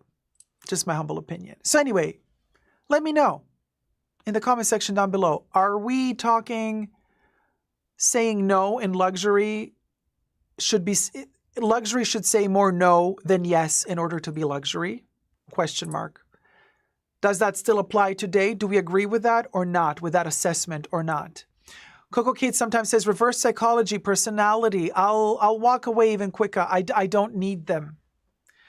Oshidi says, I think the sheep customers are partially at fault. The lack of originality with our styles. Everyone wants a Birkin. Yana Clar says, we as customers should say no more. JJ says it makes sense. 1,000 pieces are too many for rich people in Manhattan. They don't want to bump into each other wearing the same piece. Nat says everybody wants to play the Hermes game. The shame. The shame. Thank you guys so much for watching. Let me know down below your thoughts and prayers. And until next time, never forget to never give up on love. Bye. So you guys, this has been our live stream. I hope you had fun together today. In this 3.5 to almost 4 hour live stream. Don't forget, we have a secret little live stream coming up on Totally Dacob, my pop culture channel. Yes, I have another YouTube channel called Totally Dacob. So in just a couple of minutes, we're going to jump on over to Totally Dacob to play a little video game together, spend some more time together, have some more good quality ratchet fun if you wish to join us. And don't forget, while you're here and you are in the rewatch crew, to comment down below every time a new topic began, the timestamp when it began, and the title of the topic. That helps me later generate chapters for the live stream. I want to say thank you from the bottom of my heart for being so supportive and loving. Crazy Cat Lady Joe, thank you. Crazed Kitlado donated $10. Bacon and butter. Thank you so much, sweetie. Ding, ding, ding, ding, ding, ding. Go, Bubbles. Ding, ding, ding, ding, ding, ding, ding, ding, ding, ding. Ooh. I blew it. Thank you so much, sweetie. And thank you to the mods. Hit it, Bubbles. Thank you to the mods. Hit it, Bubbles. Okay, Bubbles is not hitting it. All love DIY just sort of comment. Oh, Crazy Cat Lady Joe. Wait. Crazed This is the same one again? donated $10. Bacon and butter. Oh, wait. No, there's... Okay, this is the second one. Thank you. Yeah, Crazy Cat Lady Joe sent 2. Hit it, Bubbles. Thank you so much, sweetie. Oh. Thank you so much. Very generous, very kind. Thank you. Thank you for supporting the Fashion Bunker, especially since we've been demonetized. YouTube does not want to let us talk about intelligent stuff. Thank you so much for the support, because we've been demonetized, but also because I don't do sponsors, right? So this is the only help I get, is you guys keeping us alive. Yes, Squins! Thank you to the mods. Hit it, Bubbles. A special thanks to the mods in the Fashion Bunker. Thanks to Debbie, Jesus, Creation, Nicole, Kebs, and Gloria. Bubbles loves you.